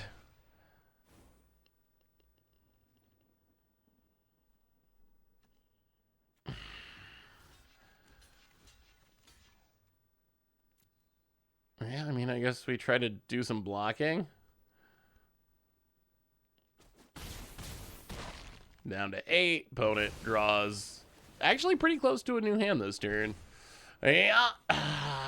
Well, we got snowballed. I mean, that's kind of Magic, right? You try to snowball your opponent, and they try to snowball you, and if they do, you scoop. 2024 Magic. My prediction is that Forest will be banned in Standard even after rotation. Why do you think green is so bad? I'm wondering if green's issues, because I've been thinking the problem with green is that it just doesn't have good enough cards, right? It doesn't line up right with the meta or something. It doesn't have, the right cards for a green deck to exist. But I'm starting to think that maybe I'm wrong. And maybe the problem is just, like, Magic design. Like, maybe green will never be good again. Is that possible that green will just never be good? Maybe the issue isn't, like, green's bad right now in Standard, or its cards aren't good enough right now in Standard. Maybe the issue is that creatures power crept so much that WotC power crept sweepers so much to deal with the creatures that were power crept so much that green just can't exist. Until they start printing, like, can't be exiled Thrun or something. You know how, like, old Thrun... like Old Thrun was a really good threat in its time. Like Old Thrun, you can't counter it, you can't target it, you can regenerate it. It was essentially like unkillable. This is gonna come down and it is going to be on the battlefield. Unless you have like an edict and get the timing just right, Thrun's gonna actually like be incredibly hard to remove.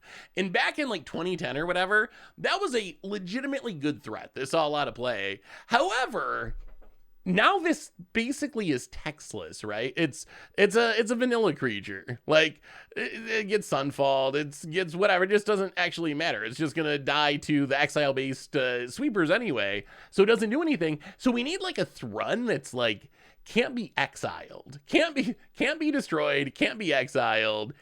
Then maybe we would be in business. So I think maybe that's what we're going to need is like, but then you have the increasing levels of power creep, right? Then you got to print I don't even know, like phase everything out. It can never phase back in Wrath because you printed Thrun that can't be exiled to get around the exile Wraths that you printed because the creatures you printed before were really strong. So you need to exile them.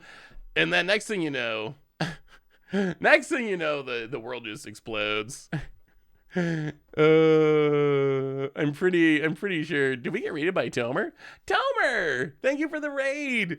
What do you think? You want to try the Artifact Machine deck? A reminder that our sponsor today is Card Kingdom.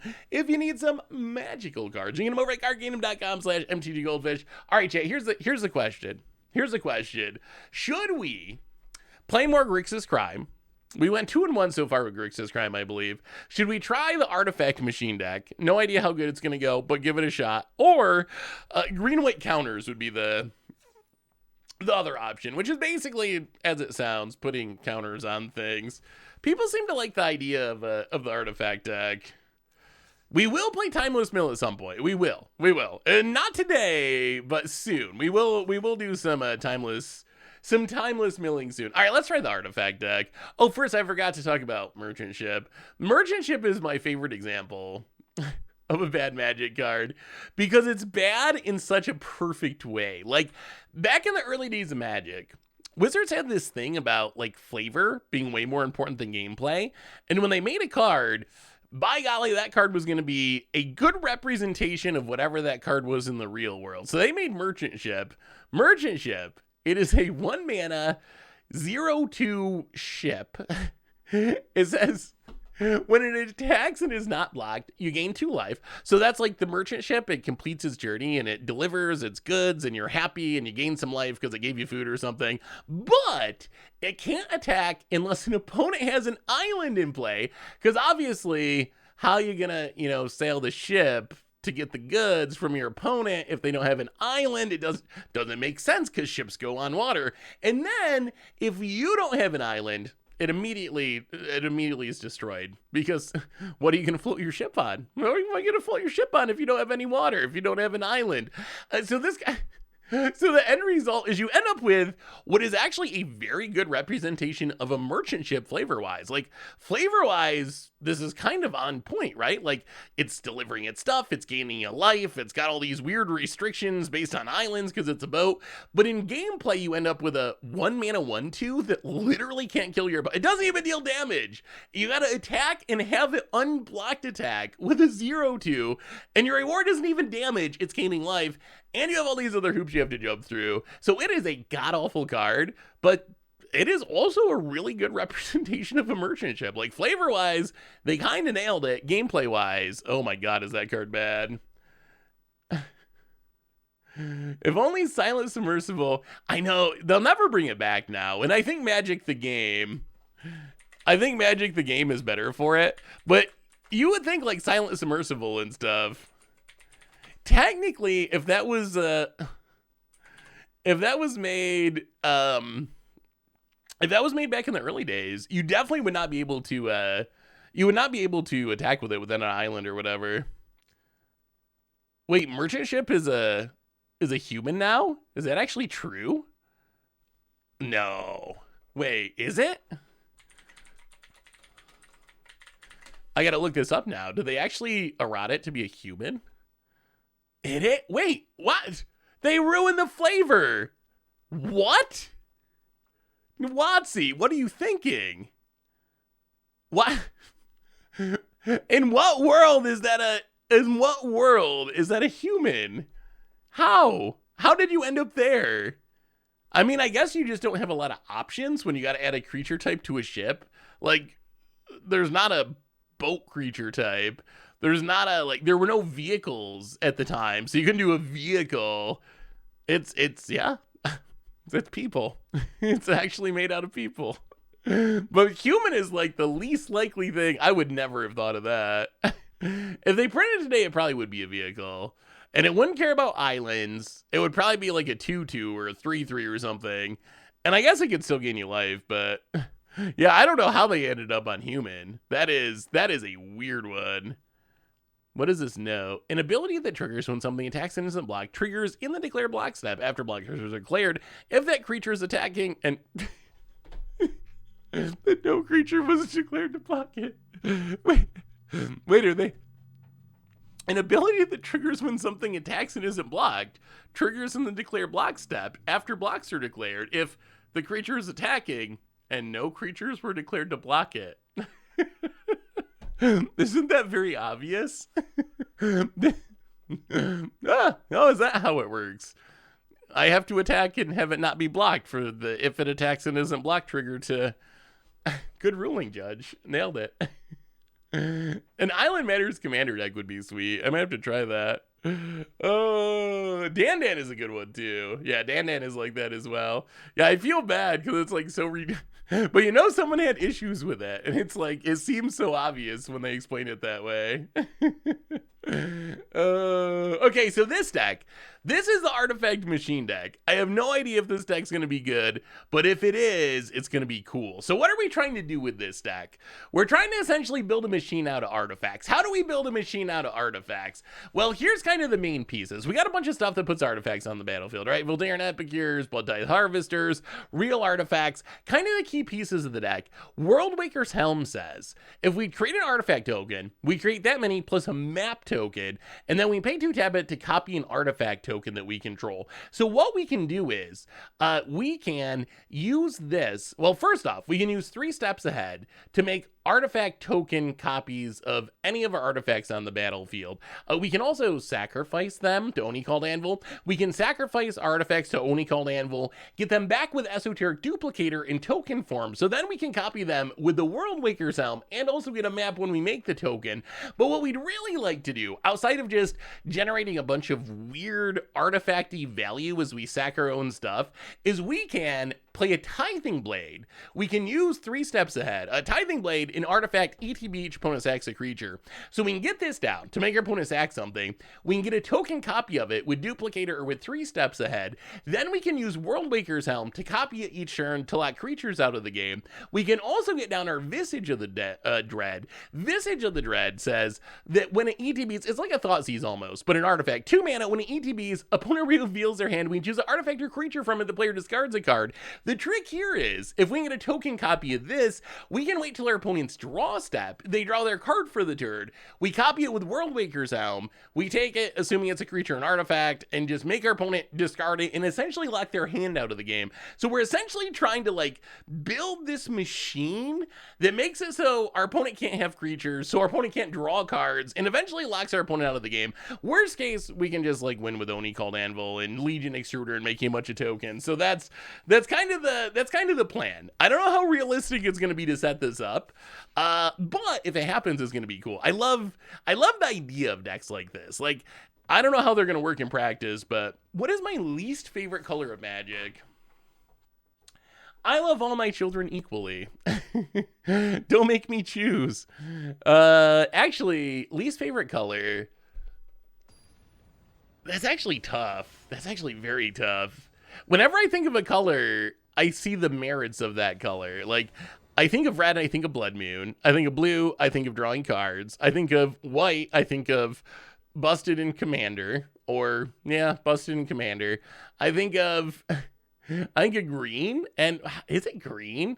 Green, though, gives all the ramp spells in Commander. And what am I missing? Blue, black, red, green. Oh, black. Black is like one of the coolest colors. You get to pay life for things. Maybe green. I'm going to go with green. I don't know. I really don't have a strong bias against any color, or like, I don't even know if I really have a favorite color. I have a hard time when people ask me my favorite color too, because the same thing's kind of true. Like, every color can do cool things in the right deck and in the right format. Like, every color has upside of being able to do really neat things. Green, yeah, green I think is a smidge too good. That's something. So chat, we've been grappling with this. We've been grappling with this on Commander Clash, and we don't know the solution for it. But we've come to feel like, how many of you play Commander, chat? Show hands. Show of hands. We're gonna try to play this Helm. They might counter it if they're a dirty control deck. It is very good with Oni called Anvil. Oh, Questing Druid. Okay, that's fine. That's perfectly fine. Well, the machine is being assembled. So all right, so a lot of you play Commander. Do you think each color defines a format such as blue and Legacy, green and Commander? Those are the easy ones. Like, blue defines Legacy, artifacts define Vintage, green defines Commander. Although I would argue white is very close to defining Commander. Like, white is almost caught green. I don't know about, like, Standard Pioneer. When I think of, like, Pioneer, I think, is it? But I can't think of a single color. For a while, it was probably green because of Mono Green Devotion. Oh, there's the duplicator. Black definitely defines current standard. So here's the question we've been grappling with. What to do about ramp? I'm curious how your playgroups are. We've started to feel like, or at least some of the playgroup has started to feel like, there's a lot of ramping every game we play, where someone or multiple players are going to be probably playing green, and they're going to have Nature's Lore into Explosive Vegetation, into Open the Way, and that player is going to have like 12 mana when the rest of the table has like 4 mana or something. So I'm very curious. Number one, have you all, has that been an experience that lines up with your experience? So that's number one. Like, is this even a thing? Like, or is this just a Commander Clash playgroup issue? So do you run into issues at all with like excessive ramping kind of skewing the balance at the table, where like one person pulls super far ahead? So is it a problem, is question number one. Question number two is, how do you solve that problem? So we recently banned Field of the Dead and Glacial Chasm to try to power. Wow, it's a loot deck. Loot in Standard. So we recently banned those 2 cards to try to power down lands a little bit. Unsure if that's actually going to be enough. We had a conversation about, should we play land destruction to punish those decks? But I'm not sure that leads to very entertaining games either, if the games just involve no one having any lands. Like, is that actually going to be an enjoyable viewing experience, or playing experience for that matter? So that's like, but you can't really do it with targeted land destruction, because that can stop like certain lands, like a Nykthos or a Coffers or something, but it's not going to stop someone from just ramping and ramping and ramping. But are games fun after Armageddon? Like, that's something we've talked about, but does that lead to fun games? Do we actually want that? Is anyone actually going to enjoy the games if they are mass land destruction filled? Like, playing it or watching it? And I'm not sure the answer is yes. So let's mill the Blood Tithe Harvester. Actually, we can probably keep the Blood Tithe Harvester. Keep the Blood Tithe Harvester. Let's Volt Surge the loot. Pay the 1.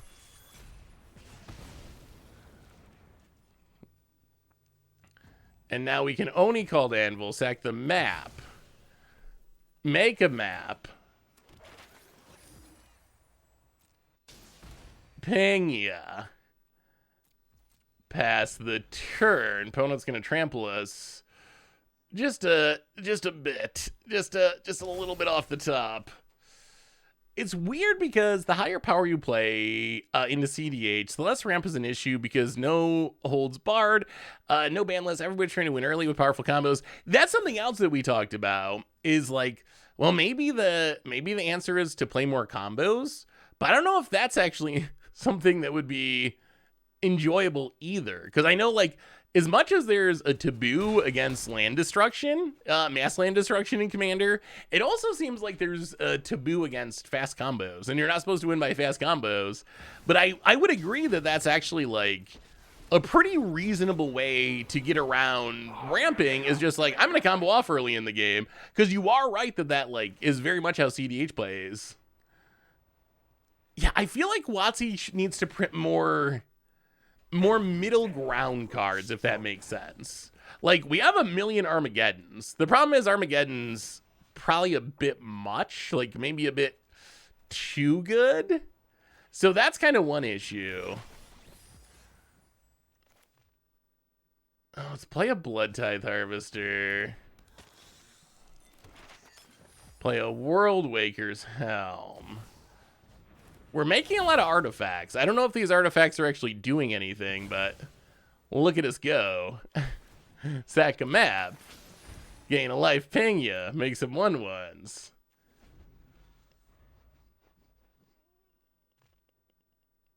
They're probably just gonna get us with Luca, though, aren't they? Just wrath our board with Luca. Another questing druid. 1, 2, 3, 4. They can pretty much wrath our board, can't they? Yeah, that is going to be an issue. I don't know how we get out of that because of the silly Luca. Who plays Luca? Urza Silex. Yeah, that might be the best option is like Urza Silex or Gaia's Balance. Although I feel like those are cards that still favor the ramp player. I guess that's one of the criticisms of like Armageddon effects too is, and we saw that in the Ruination game we played recently, is blowing up all the lands ends up favoring the person who's the ramp player because they get to rebuild faster than everyone else. Kellen Firebombers is kind of like that. Kind of like, yeah, you don't blow up all the lands. I guess Fall Thran is a little bit like that too, but like, you equalize the lands. I would like to see more middle ground card designs. Like, targeted land destruction is not enough. Mass land destruction may be too much. Some more like modern middle ground. Yeah, like balance. Yeah, well, balance is kind of abusable, but yeah, something along those lines. The problem with balance is it's kind of easy to. Wow, that went better than I thought. The problem with balance is, please don't have an instant. Okay, no instant. We go to 6, but we're not dead. Fanatical Offering. So.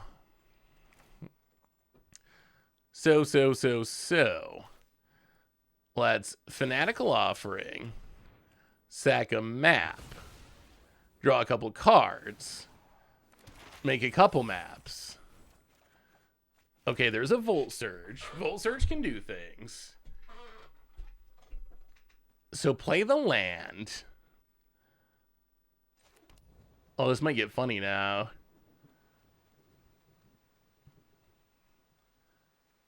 So we can, what does this do? Make 2/2s? I guess we can just pass. Look at all those maps. We have so many maps. We could just start trying to grow this construct.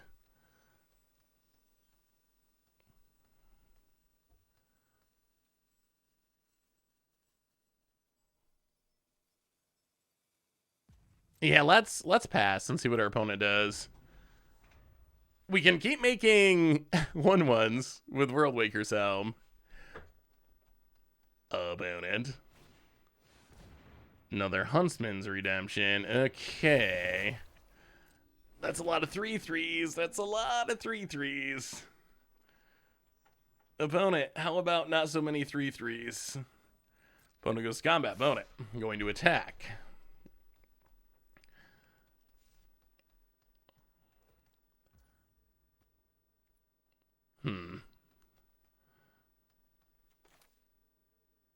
Let's Volt Surge. Sack a World Waker's Helm. Make a copy of it with duplicator. And now our World Waker's Helm can copy World Waker's Helm. I don't know what that does, but... but the machine is being assembled. Oh, creature land. That's kind of cheating. The problem is the trample of this is going to get us. That's going to be the problem. So we get another World Waker's Helm. Even more maps. Untap. Fomori's Vault can go 16 cards deep. Okay, so... Oni called Anvil. Sack of Blood. Gain a life. Make a token. Ping ya.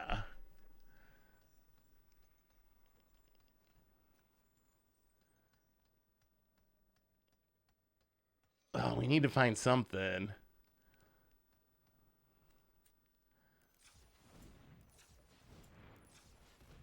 Now let's Fomori's Vault. Essentially tutor our deck. Oh no. Tutor our deck, but nothing to find. I guess maybe another Oni called Anvil? Can we chump our way through this? Hey, what's up, Mr. Snowman? How are you? We could take the Legion Extruder to make 3/3s. Kill the Questing Druid. We're at 7?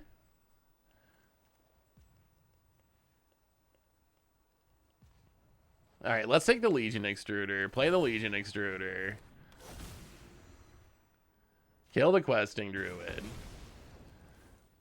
Pass the turn. We have 11 maps. We have 11 maps. Hey, what's up, Mr. Snowman? Oh, how was Chicago for you? About it. Sacking, tutoring for something probably pretty scary. Oh my God.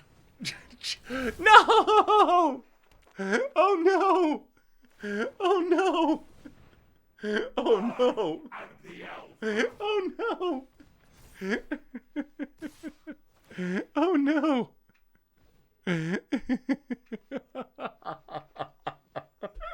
Oh no! Our opponent has the tack.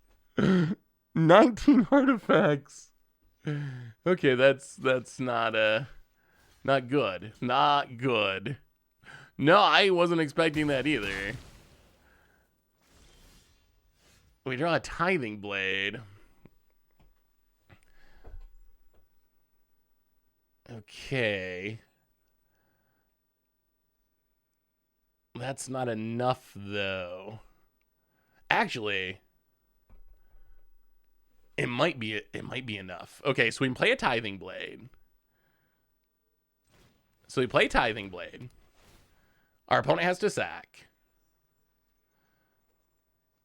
That might be enough. It might be just in time, actually. And then we can Oni called Anvil.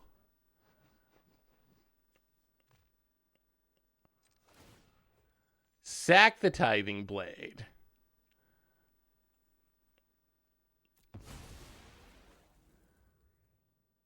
Pay 2.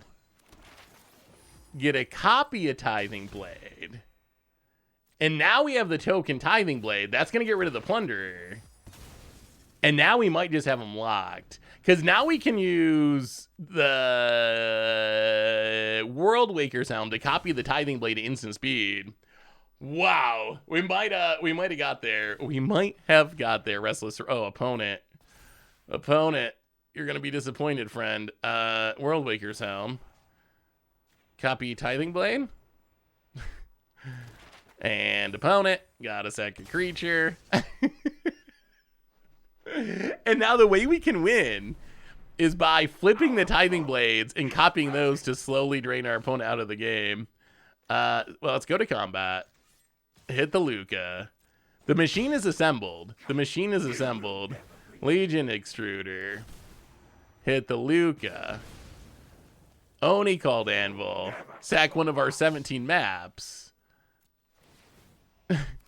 gain a life, paying ya, and pass the turn. The machine is assembled. An opponent scoops it up. Yeah, we can, once you get the duplicator out, you can sack Anvil to itself and make copies of it to get more of them. That is a possibility. Wow, that actually worked. Awesome video, by the way. That'll probably be the deck I play the standard. Yeah, that deck's super fun, Aereo. That deck's so fun. Well, I mean, that's kind of the idea, right? Is to get that machine set up. That game, we managed to get it set up just in time, right before we were going to die. I thought that Luca had us. I thought the Luca had us for sure, but we got there just barely. What do we want against Gruul things? Deadly Cover-Up might be okay. Emulating Glare is probably worth it. Bring in a Glare. We can go down. Maybe like...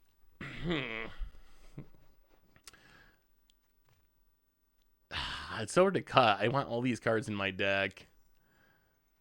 Oh, also, chat. So tomorrow, another Magic Online Masters. So that'll be on the Magic Online channel. Because we won last week, we get to play again. So check that out if you want a bonus stream this week. Perhaps our win streak will continue. More modern action too. Playing some more Outlaws of Thunder Junction modern action.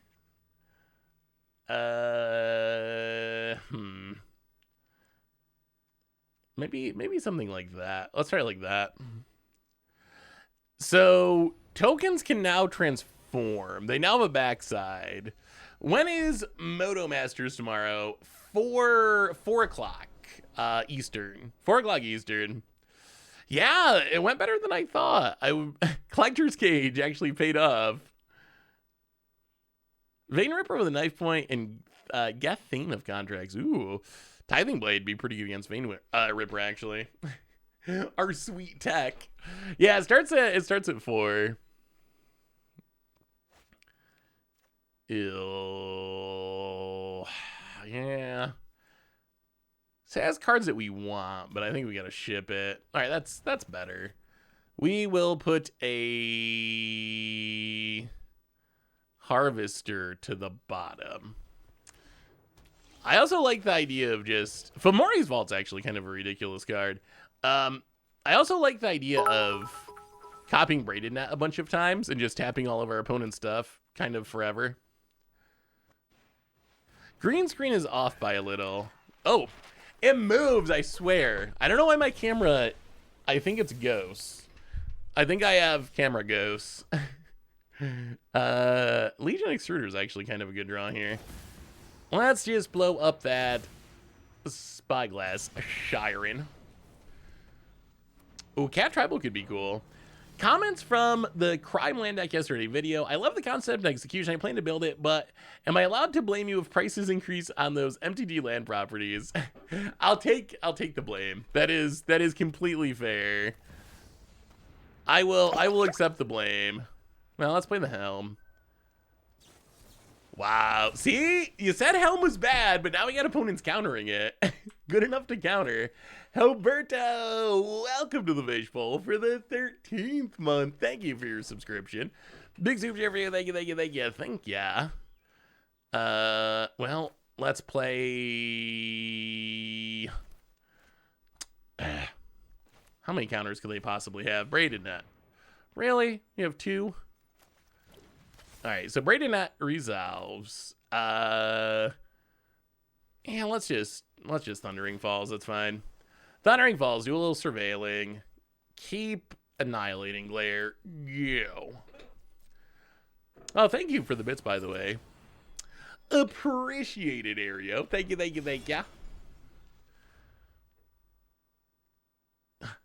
Yeah, I don't know why it moves. Oh, how many of you saw the super secret bonus stream this morning for 1 minute and 7 seconds? Did any of you actually catch it? So I swear, I'll give you a little behind the scenes in streaming, and this is a complaint. See, okay, we'll go Inception mode here. I will. Here is a complaint. This is a little complaint that I'm going to yell a little bit of OBS about. So this is OBS. OBS is what I use for recording and for streaming. If you look at OBS right here, you might see start record right here.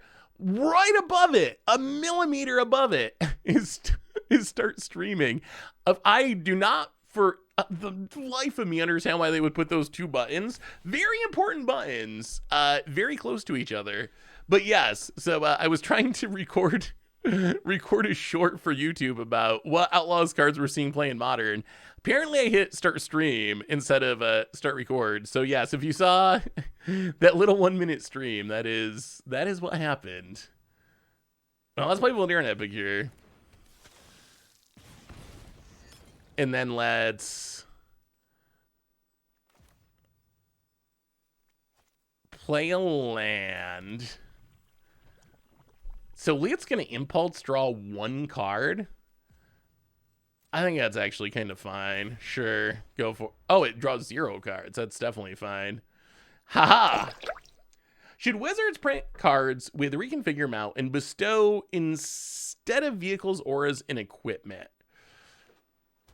No. I mean, instead of no. Should we see more of those card types? Yeah, I think that's a good. What? Jeez. Okay. I don't know what's going on here, but something. Okay, so that's a Jace. Opponent's going to loot with the Jace. Certainly. But yeah, I don't think you want to replace vehicles, auras, and equipment. But having Mount Bestow and Reconfigure more often makes sense. Like, I think that those mechanics do help get around some of the drawbacks of the OG card types.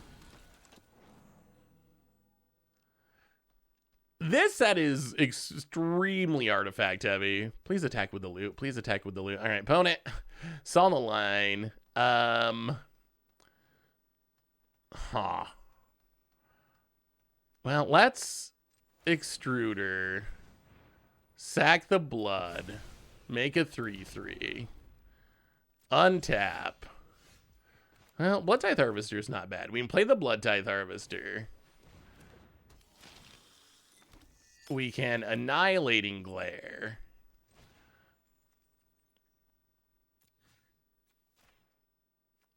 The Jace. Sack the Epicure. It seems I must wait a little longer. Play the Vault. Get in, hit ya.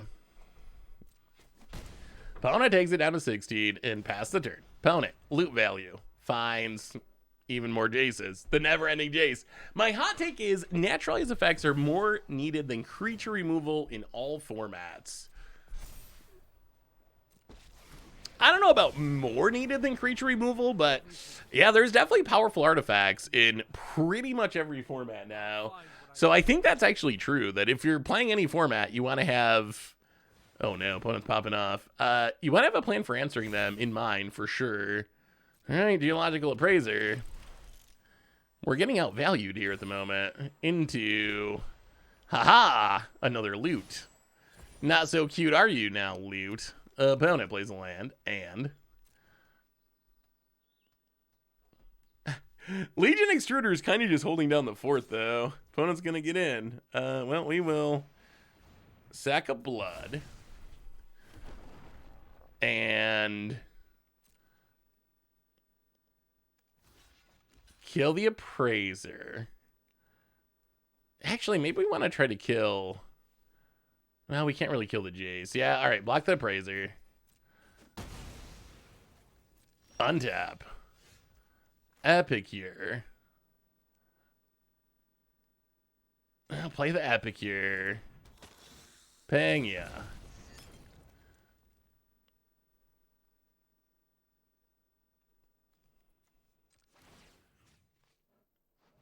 Kill the loot. Pay the 1. Attack the Jace. Opponent blocks. Well, all right. Let's tap down the J's. Well, okay. Another loot's coming, but we got through the first one. Thrun. Sure. Indestructible trample. Can't be the target of spells. As long as it's your turn indestructible. I don't know why they're playing Generous Plunderer, but my god, is that card actually very good against us. Well, make a dork. Opponent. Passes. We draw an Extruder. That was a timely top deck. Legion Extruder. Get rid of the Plunderer. And yeah, pass the turn. We need more artifacts. We haven't found it. The problem is we haven't found a way to make map tokens. We're missing the World Waker's Helm, so we're actually like very pinched on artifacts right now. About it. Thruns us. Yeah. Down to 15. And loot returns. And we draw Duplicator. Well, play the Duplicator. Might be too slow. Might be too slow. We need a Wrath, and I don't think we have a Wrath. Well, we'll see. Pass the turn. Stop on our opponent's upkeep. Can't really attack. The loot's going to start drawing 2 cards, though. Is loot actually good? Maybe loot's better than we thought. Loot's actually popping off. Do you have a way to play New Jace turn 1 in Modern? I don't think it's possible. Unless I'm missing something. I don't think there's a way to do it. I think you can play it turn 2. So if you can give it Flash, another Plunder. If you can give it Flash, then you can oh, and Anissa, oh god. Oh yeah, we're very dead this game. What? How do we run into the only person in the world that's playing Generous Plunderers? How is it possible?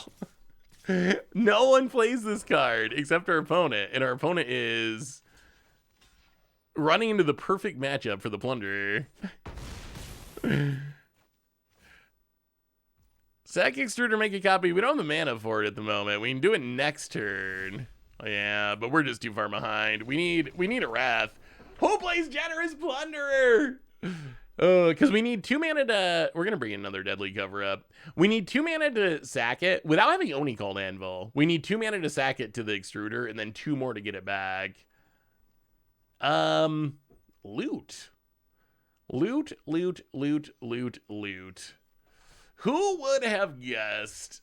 Maybe... Alright, we'll go down the Braided Net. Let's try it like that. Plunder might be a really good red sideboard card. Yeah, I mean, I guess it depends on how many artifact decks there are. Like, if artifact decks are a thing, then it could be. We're going to keep this just because Deadly Cover-Up seems like our get-out-of-jail-free card here. Did you see the Modern 5-0 with the Jameer deck that was playing Jace and Velki a little while ago? But the interaction is sure nice. Ooh, I didn't notice that one. I saw there was someone 5-0'd with like a Omnath deck that had Jace and Velki in it. I feel like I wonder how good it'll actually be in Modern. I would say I'm skeptical it's actually a competitive plan. A little bit skeptical it's actually competitive. I feel like...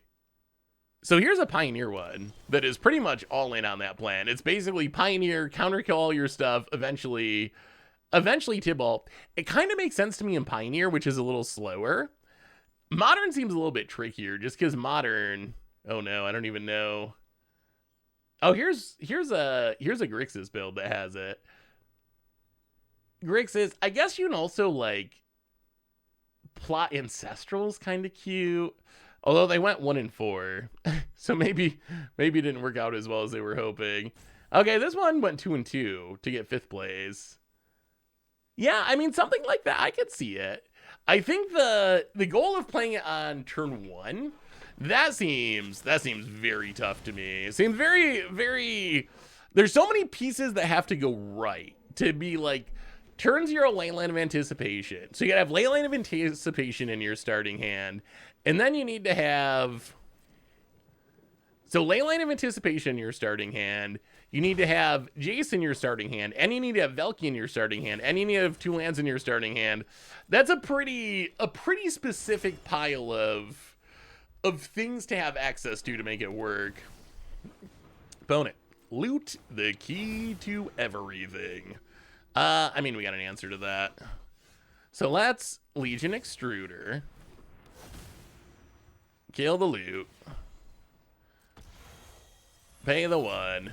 Our opponent is kind of a loot deck, aren't they? Land, Epicure, ping ya. Artifact, attack ya. But I think the main combo is trying to like plot a Velky God of Lies so you can cast the Tibalt side for free. Opponent. Huntsman's Redemption. My question for Timeless is, why do people not just play Agent of Treachery to take Omniscience? So the main issue is, it's just actually not good enough. Like, the problem is that the builds of Omniscience... So, honestly, I guess I'll have to see. The last builds of Show and Tell that I played against, maybe they've been updated since I've played against Show and Tell, but the last builds that I played against were built around Born, what is it? Born on the Winds? It's spelled weird because, Lord of the Rings. Born upon the Winds. So the last builds I played against were built around Born upon the Winds. So I guess it depends on your opponent's build in specific, but I think this was the best version of the deck. So Born upon the Winds makes it so you can play all your stuff with Flash and you get to draw a card. So in theory... you Show and Tell, put Omniscience into play, your opponent puts Agent of Treachery into play. With the Agent of Treachery trigger on the stack, you Born Upon the Winds, cast all your stuff with Flash, and win the game. So it's good against your opponent, like just putting in a Trox into play or something. It's good against versions that are not comboing off in that way, but the best version of Show and Tell can actually just win before the Agent of Treachery trigger even resolves, which is kind of wild. All right, opponent loots. Plays a land. Well, we definitely need to get this Thrun.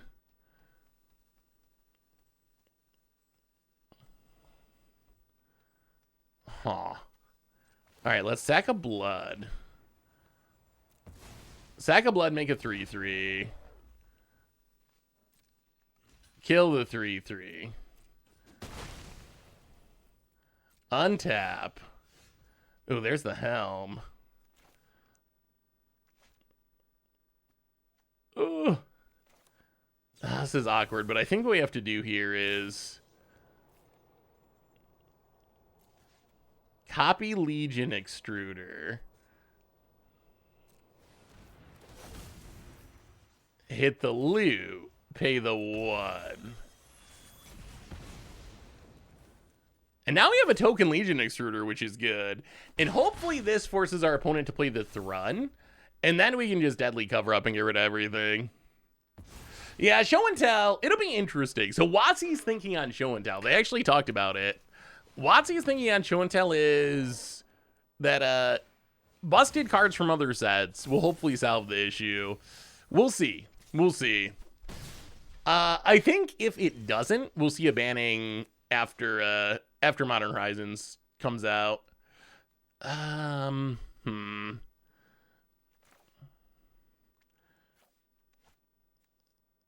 Trample can't be the target, indestructible during your turn. Yeah, I mean, I think we just have to Wrath here. As much as it hurts. We can't even collect evidence. We don't have enough mana value, but otherwise this run's just going to get us. And then next turn we can hopefully start getting down Worldwaker's Helm and doing machine-y things.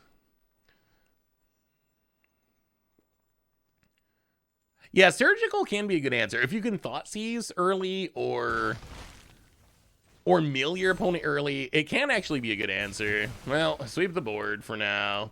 Pass the turn. Hopefully that's all the thrunning. Opponent's got some cards I was not expecting to play against in their deck, that's for sure. Questing Druid. And Luca. Okay. Not great, not great. And Luca makes a beast, opponent passes.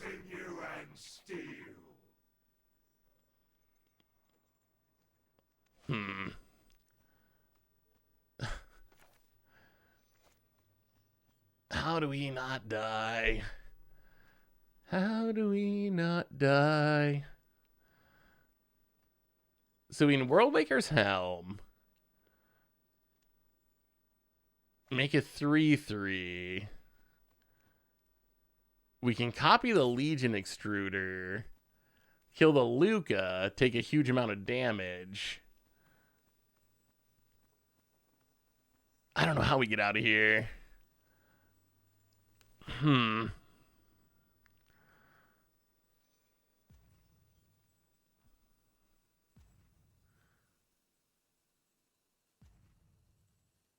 Yeah, I guess we just gotta pass. Oh, this is an awkward spot. This is an awkward spot about it. Luca. Opponent's playing all these weird cards. These weird unbeatable cards. Questing Druid. They're just playing like stuff, but it's stuff that you normally don't see other people play, but it's working out for our opponent. All right. There's not a good option. We need to find a Wrath, I think. So I think what we have to do is counter draw. We need to find another Wrath. Well, we found some removal at least. I guess we discard one Helm. Not exactly a Wrath, but something-ish. So we're taking 7, and the Luca's still popping off. Opponent takes up, another questing Druid hits us. A Twara.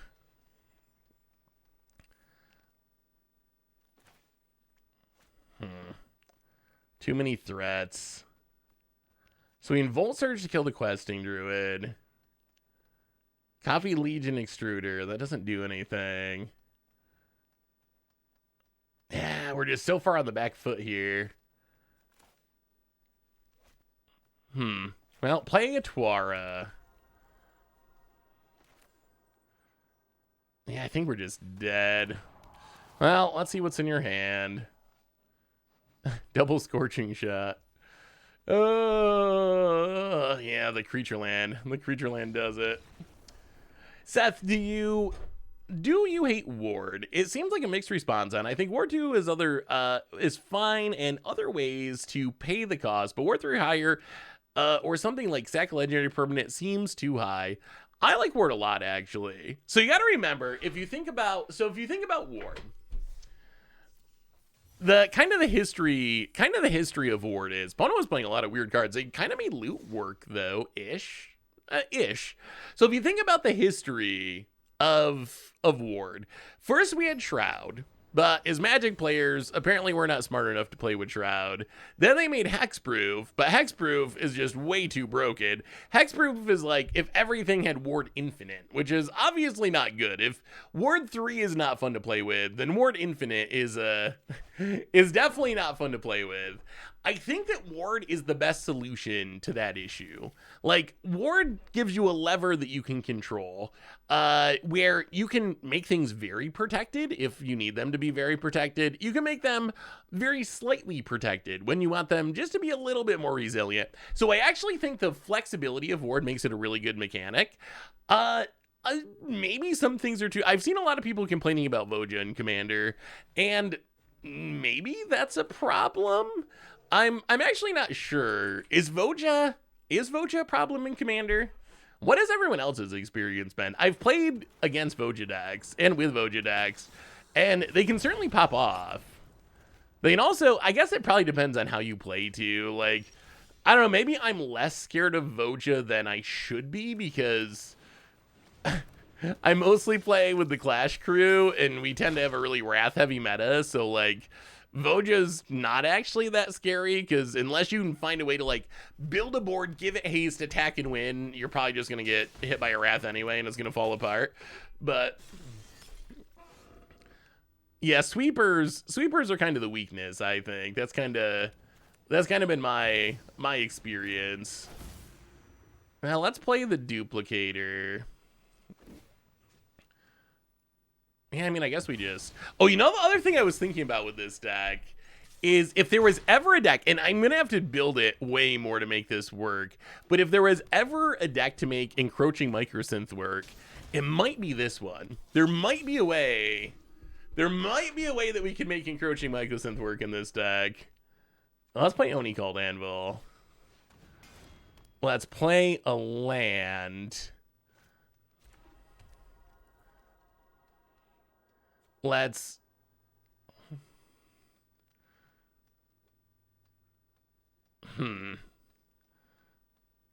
Oni Called Anvil. Sack a blood. Actually, do we want to sack the blood? We gotta sack something. Oni Called Anvil, sack the blood. And I guess we're just gonna make another blood because we have nothing else going on this turn. Make a blood, pass the turn, hit ya. Get our blood back, pass the turn. A potential why green is bad reason. Hexproof used to be mainly green, but black tends to get the best ward cost. That is true, isn't it? Ooh, Lord Skidder. Oh, there's something to be said for just adding good things to the battlefield. Which is kind of what our opponent's doing. Opponent, land on bat and rat, and I assume goes attacking. Makes a dork. Hits us. No blocks. Down to 19. Maybe this deck needs to play Ras in the main. Maybe that's where we're at. Maybe we just need Ras like straight up in the main deck. Well, let's play the theater. Do a little scrying. Oh, there's the helm. I mean, we gotta keep it. We do need to keep it. So we keep the helm.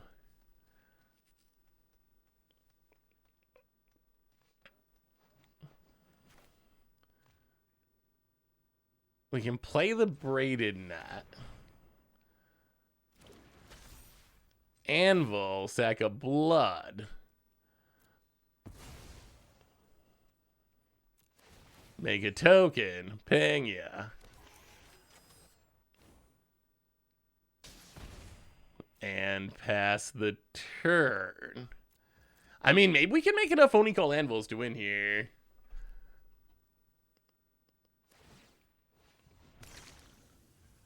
Pound it.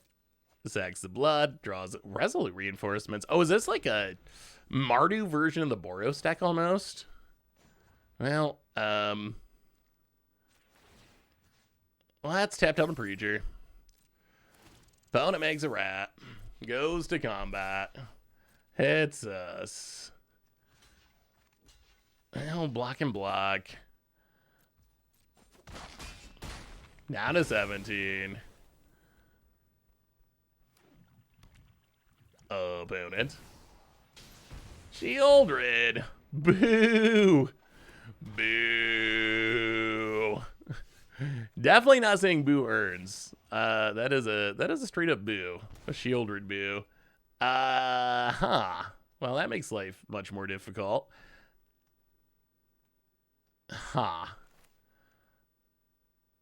So we can play the helm. We can Oni Called Anvil.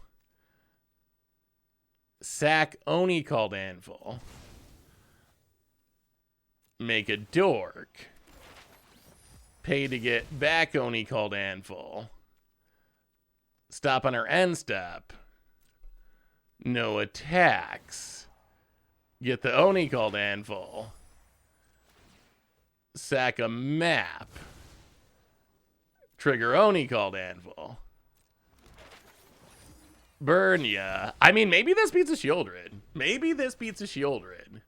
Opponent gains some life. Because now we can start copying the Oni called Anvil with the Helm. Opponent goes to combat.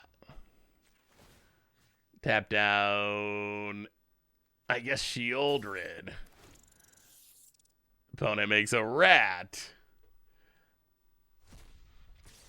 Goes attacking. Vampire. Well, block and block. Down to 15. Oh! Hecklazotz, okay. Also an Hecklazotz. We draw a land. We get drained. We play a land.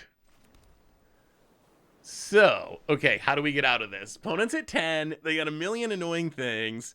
How do we do this? How do we do this? How do we do this? How do we do this? Is there a way?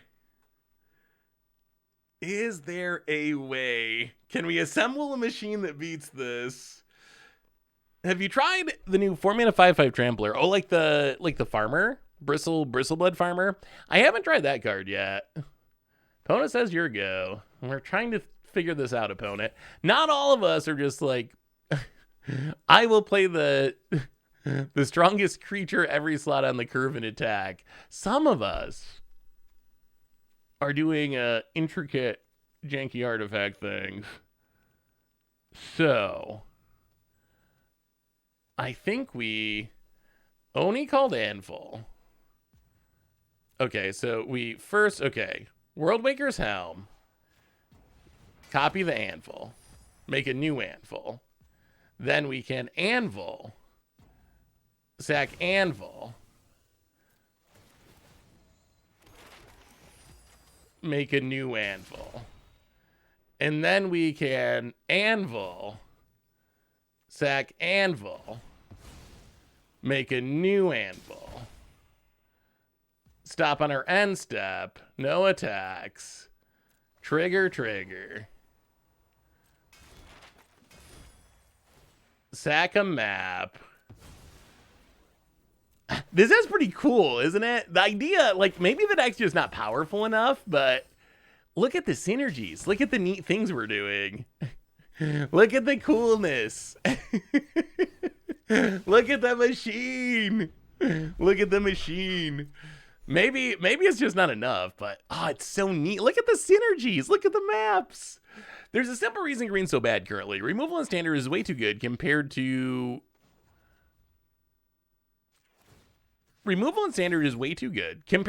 the way green has to cope with removal. If you want to play a 3-mana 100, it won't matter. If your opponent plays a 2-mana way to kill the creature, green's closest thing to good hexproof creature doesn't protect it from green. I mean, I think that's true. That's kind of what we were like sort of talking about earlier. That's the part that makes me wonder if this is a short-term problem or if this is a forever problem for green. Like, maybe green will always be bad because wow. That did cost our opponent a lot of life. What is happening? Sacks 3 creatures to put a Carnosaur into play, which finds another Preacher. Is there any way we can deal 6 damage here? So we draw a card. Oh my god, it's Oni called Anvil. Wait, does this work?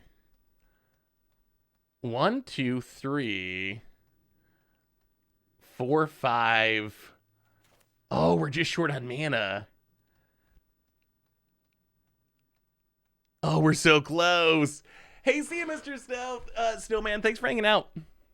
Good luck with the kids. Oh, what do we do? Well, first step, we're gonna mute you because we're thinking. Okay, so maybe we gotta wait a turn. So let's play Oni called Anvil. We can Oni called Anvil, sack Braided Net, get some triggers, pay 2 to get another Braided Net, Oni called Anvil,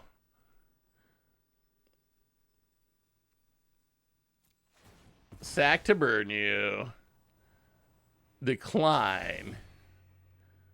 Oni called anvil. Sack to burn you. Decline. No attacks. Get the braided net. Opponent drains us.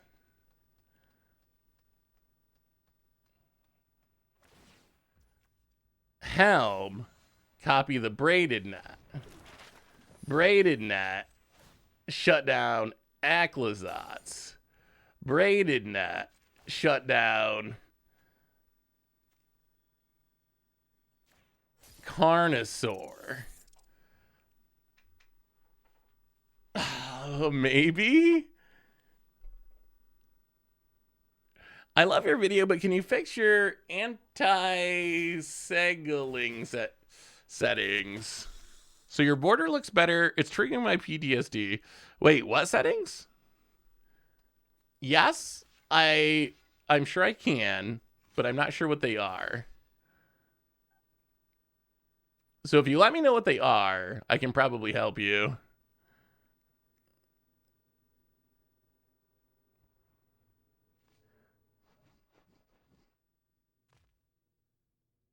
Five. That's too much. If we're taking 5 and 7. 7, 8, 9, 10, 11, 12, 13, 14, 15, 16. It'd put us to 1. All right, let's block one of those. All right, do a bunch of blocking.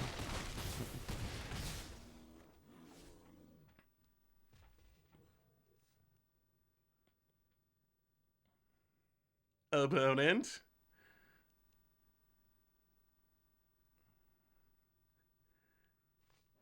Oh, we need to win this turn. We need to win this turn. Anti-aliasing. Wait, what is aliasing though? Like, I don't know what that means in this context.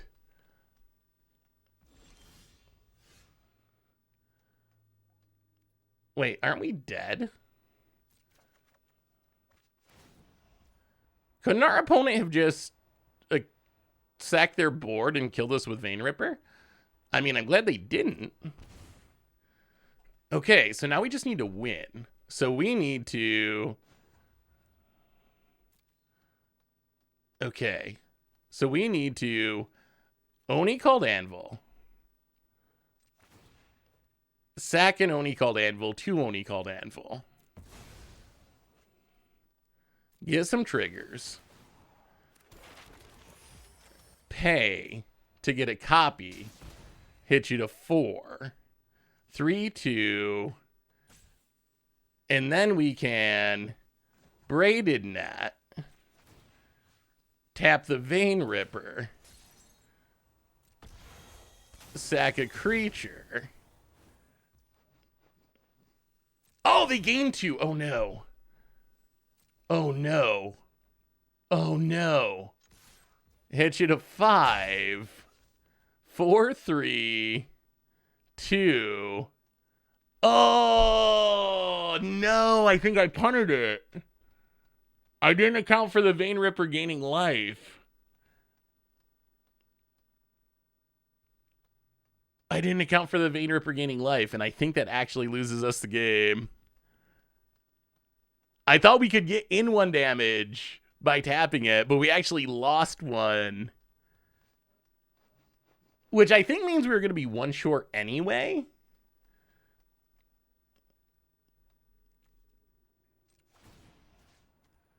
Because we can anvil, copy the anvil.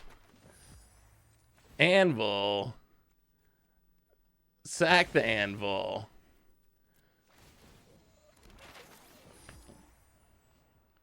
Copy the anvil. Wait, do we still win?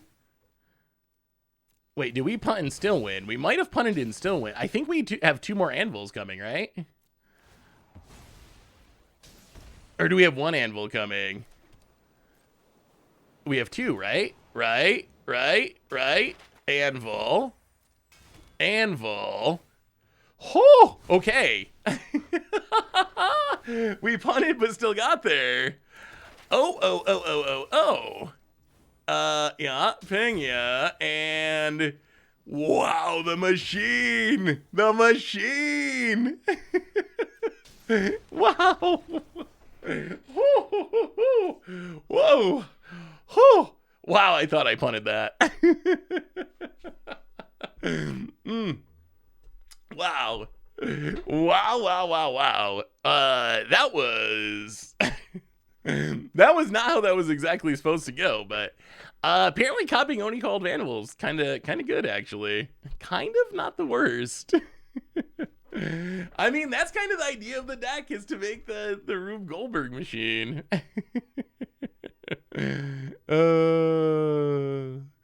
I'm pretty sure our opponent, like, a cool, couldn't they have just, let me read it cool. If they didn't have a creature in hand, can they not activate it? Sacrifice 3 other creatures. You may put a creature, so I'm pretty sure our opponent punted, right? Like, couldn't our opponent, they play Vein Ripper, sack, just sack their board and kill us? There's no once per turn restriction. It's only, oh, there is. Only as a sorcery and only once each turn. Okay. So they couldn't actually kill us. Yeah, I was missing the once per turn at the bottom there. Yeah, they were right. They couldn't have actually done it. We're going to bring in the deadly cover-ups because apparently our opponent's playing a lot of busted creatures. Braided Gnat kind of saved our day there. What do we cut? We need our removals. The deck's so sweet once it starts popping up. Ooh, Sunshot Militia might actually be a good finisher for the deck. So the other thing I was thinking, so here's what I really want to do, and this is probably an against the odds deck, but Encroaching Mycosynth is a card that I've thought, okay, there's just like no way to possibly make this work. Like, it's just too restricted to make it work. It only affects non-lands. It doesn't affect your opponent's stuff. But if there was ever a shell that could take advantage of just turning all your non-lands into artifacts, it's probably this one. If we did that, then we could do things like sack a Blood Tithe Harvester, but it's an artifact, so we can pay 2 and get it back on our end step, and just some like really wonky, weird loops like that. So I kind of want to try to build an Encroaching Mycosynth version of this deck at some point. Well, let's Spire Bluff. Get out Oni called Anvil. Pass the turn. Opponent going on our mute list. We need a, you know what, opponent? You know what? Grab a leg. Grab a leg, opponent. Everybody, including you, grab a leg. Opponent, wedding announcement. Sure. Certainly. Well, let's play a land, play a duplicator. Pass the, we're gonna try to set up the Tithing Blade. The Tithing Blade lock. We'll see if it works. Opponent. Even more wedding announcements. That is annoying. Goes attacking. Hits us. Make some tokens. Well, we will play Stormcarved Ghost. Play Tithing Blade. Make you sack a creature. And then Anvil. Sack Tithing Blade.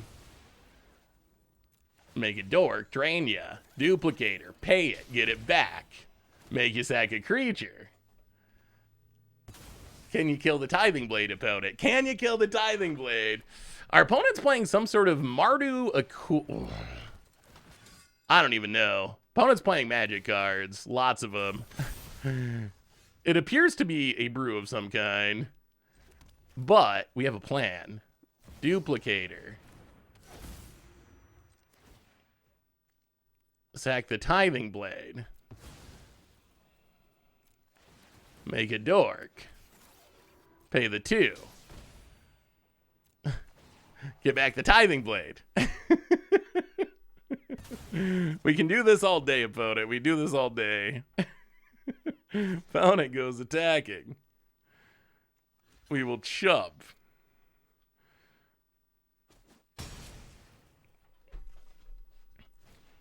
Blood Tithe Harvester. Sure. Come on. No artifact removal. No artifact removal. More Blood Tithe Harvesters. Alright. Well, Now we get to do it twice. So, Oni called Anvil. Sack the Tithing Blade. Make a dork.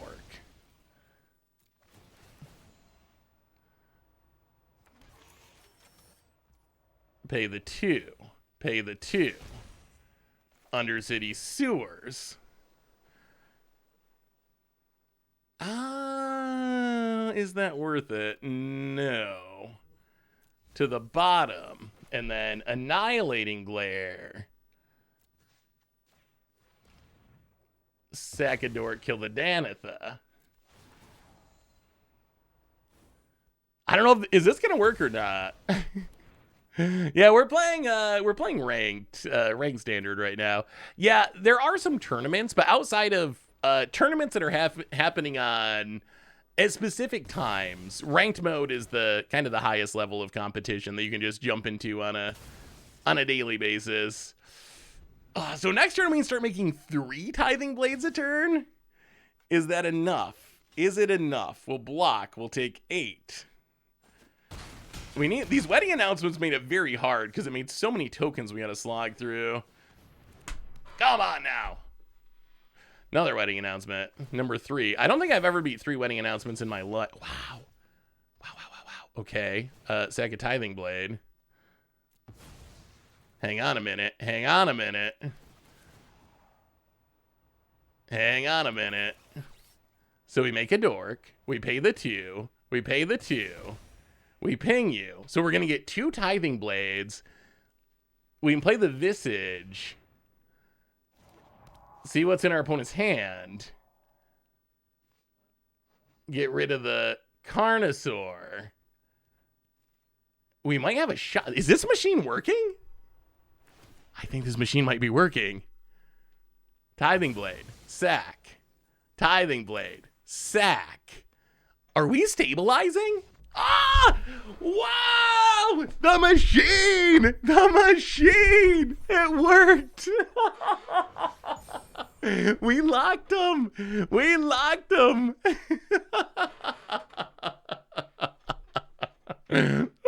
Opponent! That was incredibly impressive because they had triple wedding announcement and we're playing Edicts as removal. That is so many bodies that we have to eat through. Like, the deck should be very good against opponents that are playing like a couple of big things each turn, a big thing each turn. It should not be very good against I'm making a lot of tokens, but it somehow worked. What a beautiful deck. What a beautiful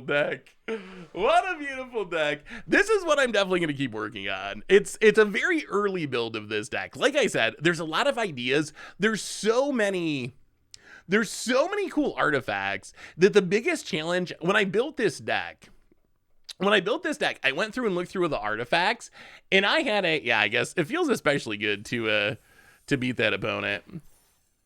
Check arenas. Okay, so what was the problem with the graphics? I'm actually not sure.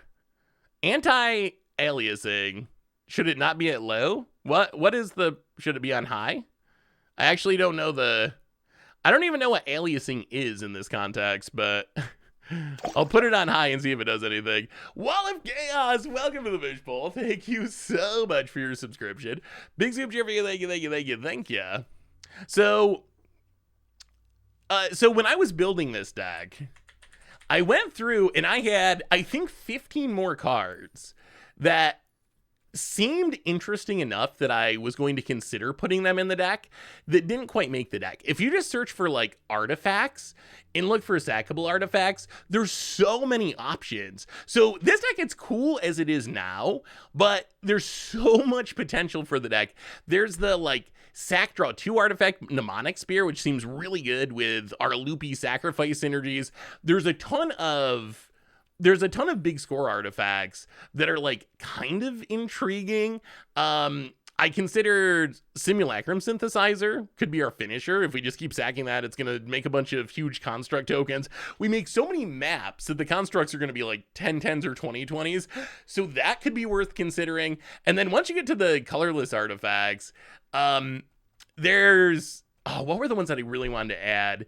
One of them is actually an uncommon. One of them is Slagstone Refinery, where whenever an artifact goes to the graveyard, you get to make a Power Stone, and then the Power Stone would make a map, and the Power Stone would actually be really powerful in this deck, because the Power Stone we can use to activate all of our artifact stuff. So I want to find a way to add that into the deck just to make even more mana, because a lot of times the pinch is on mana with the deck.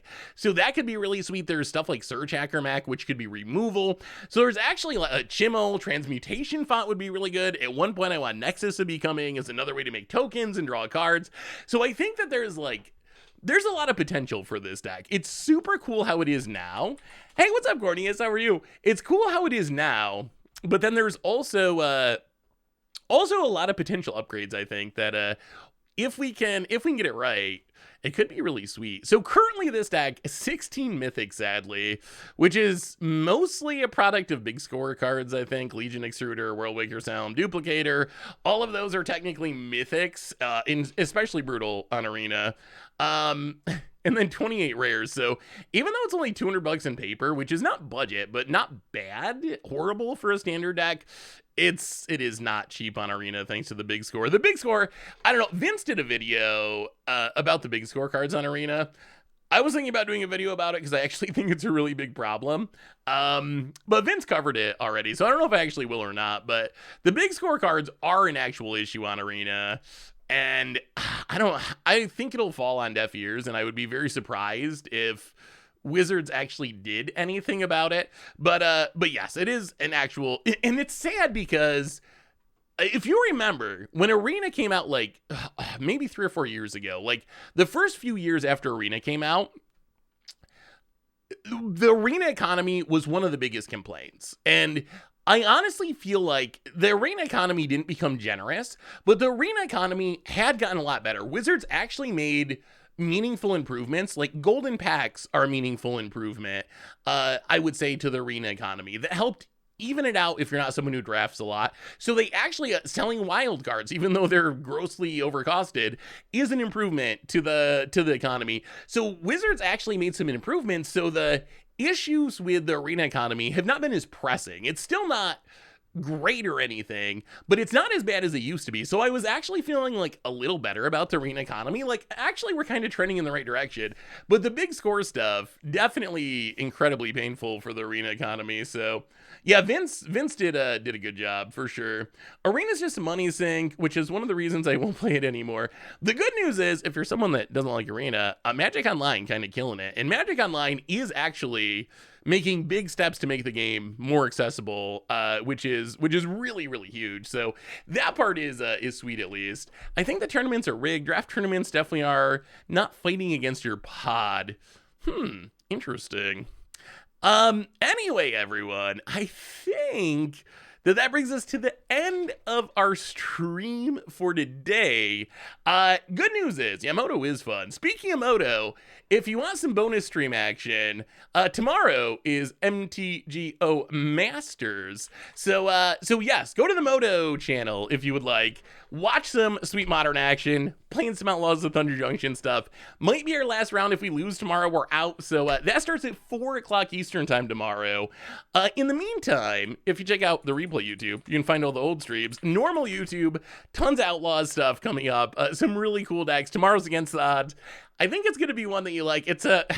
We might be teaching Arena Zoomers about something. I'll just say, we might be teaching Arena Zoomers about, a card that's new to Arena that is one of my favorites. So keep an eye out for that one tomorrow. If you missed the Budget Magic yesterday, definitely watch that one. That's one of my favorite decks we built in a minute. And one more reminder that our sponsor today is Card Kingdom. And if you need some magical cards, you can get them from cardkingdom.com/mtggoldfish. Most importantly, thank you to all of you. Y'all are super awesome and amazing, and I love y'all. Thanks so much for hanging out this afternoon. Check out Moto Masters tomorrow. Be good, everyone, and I will see you next week. Until then, I love you, and I will talk to you soon.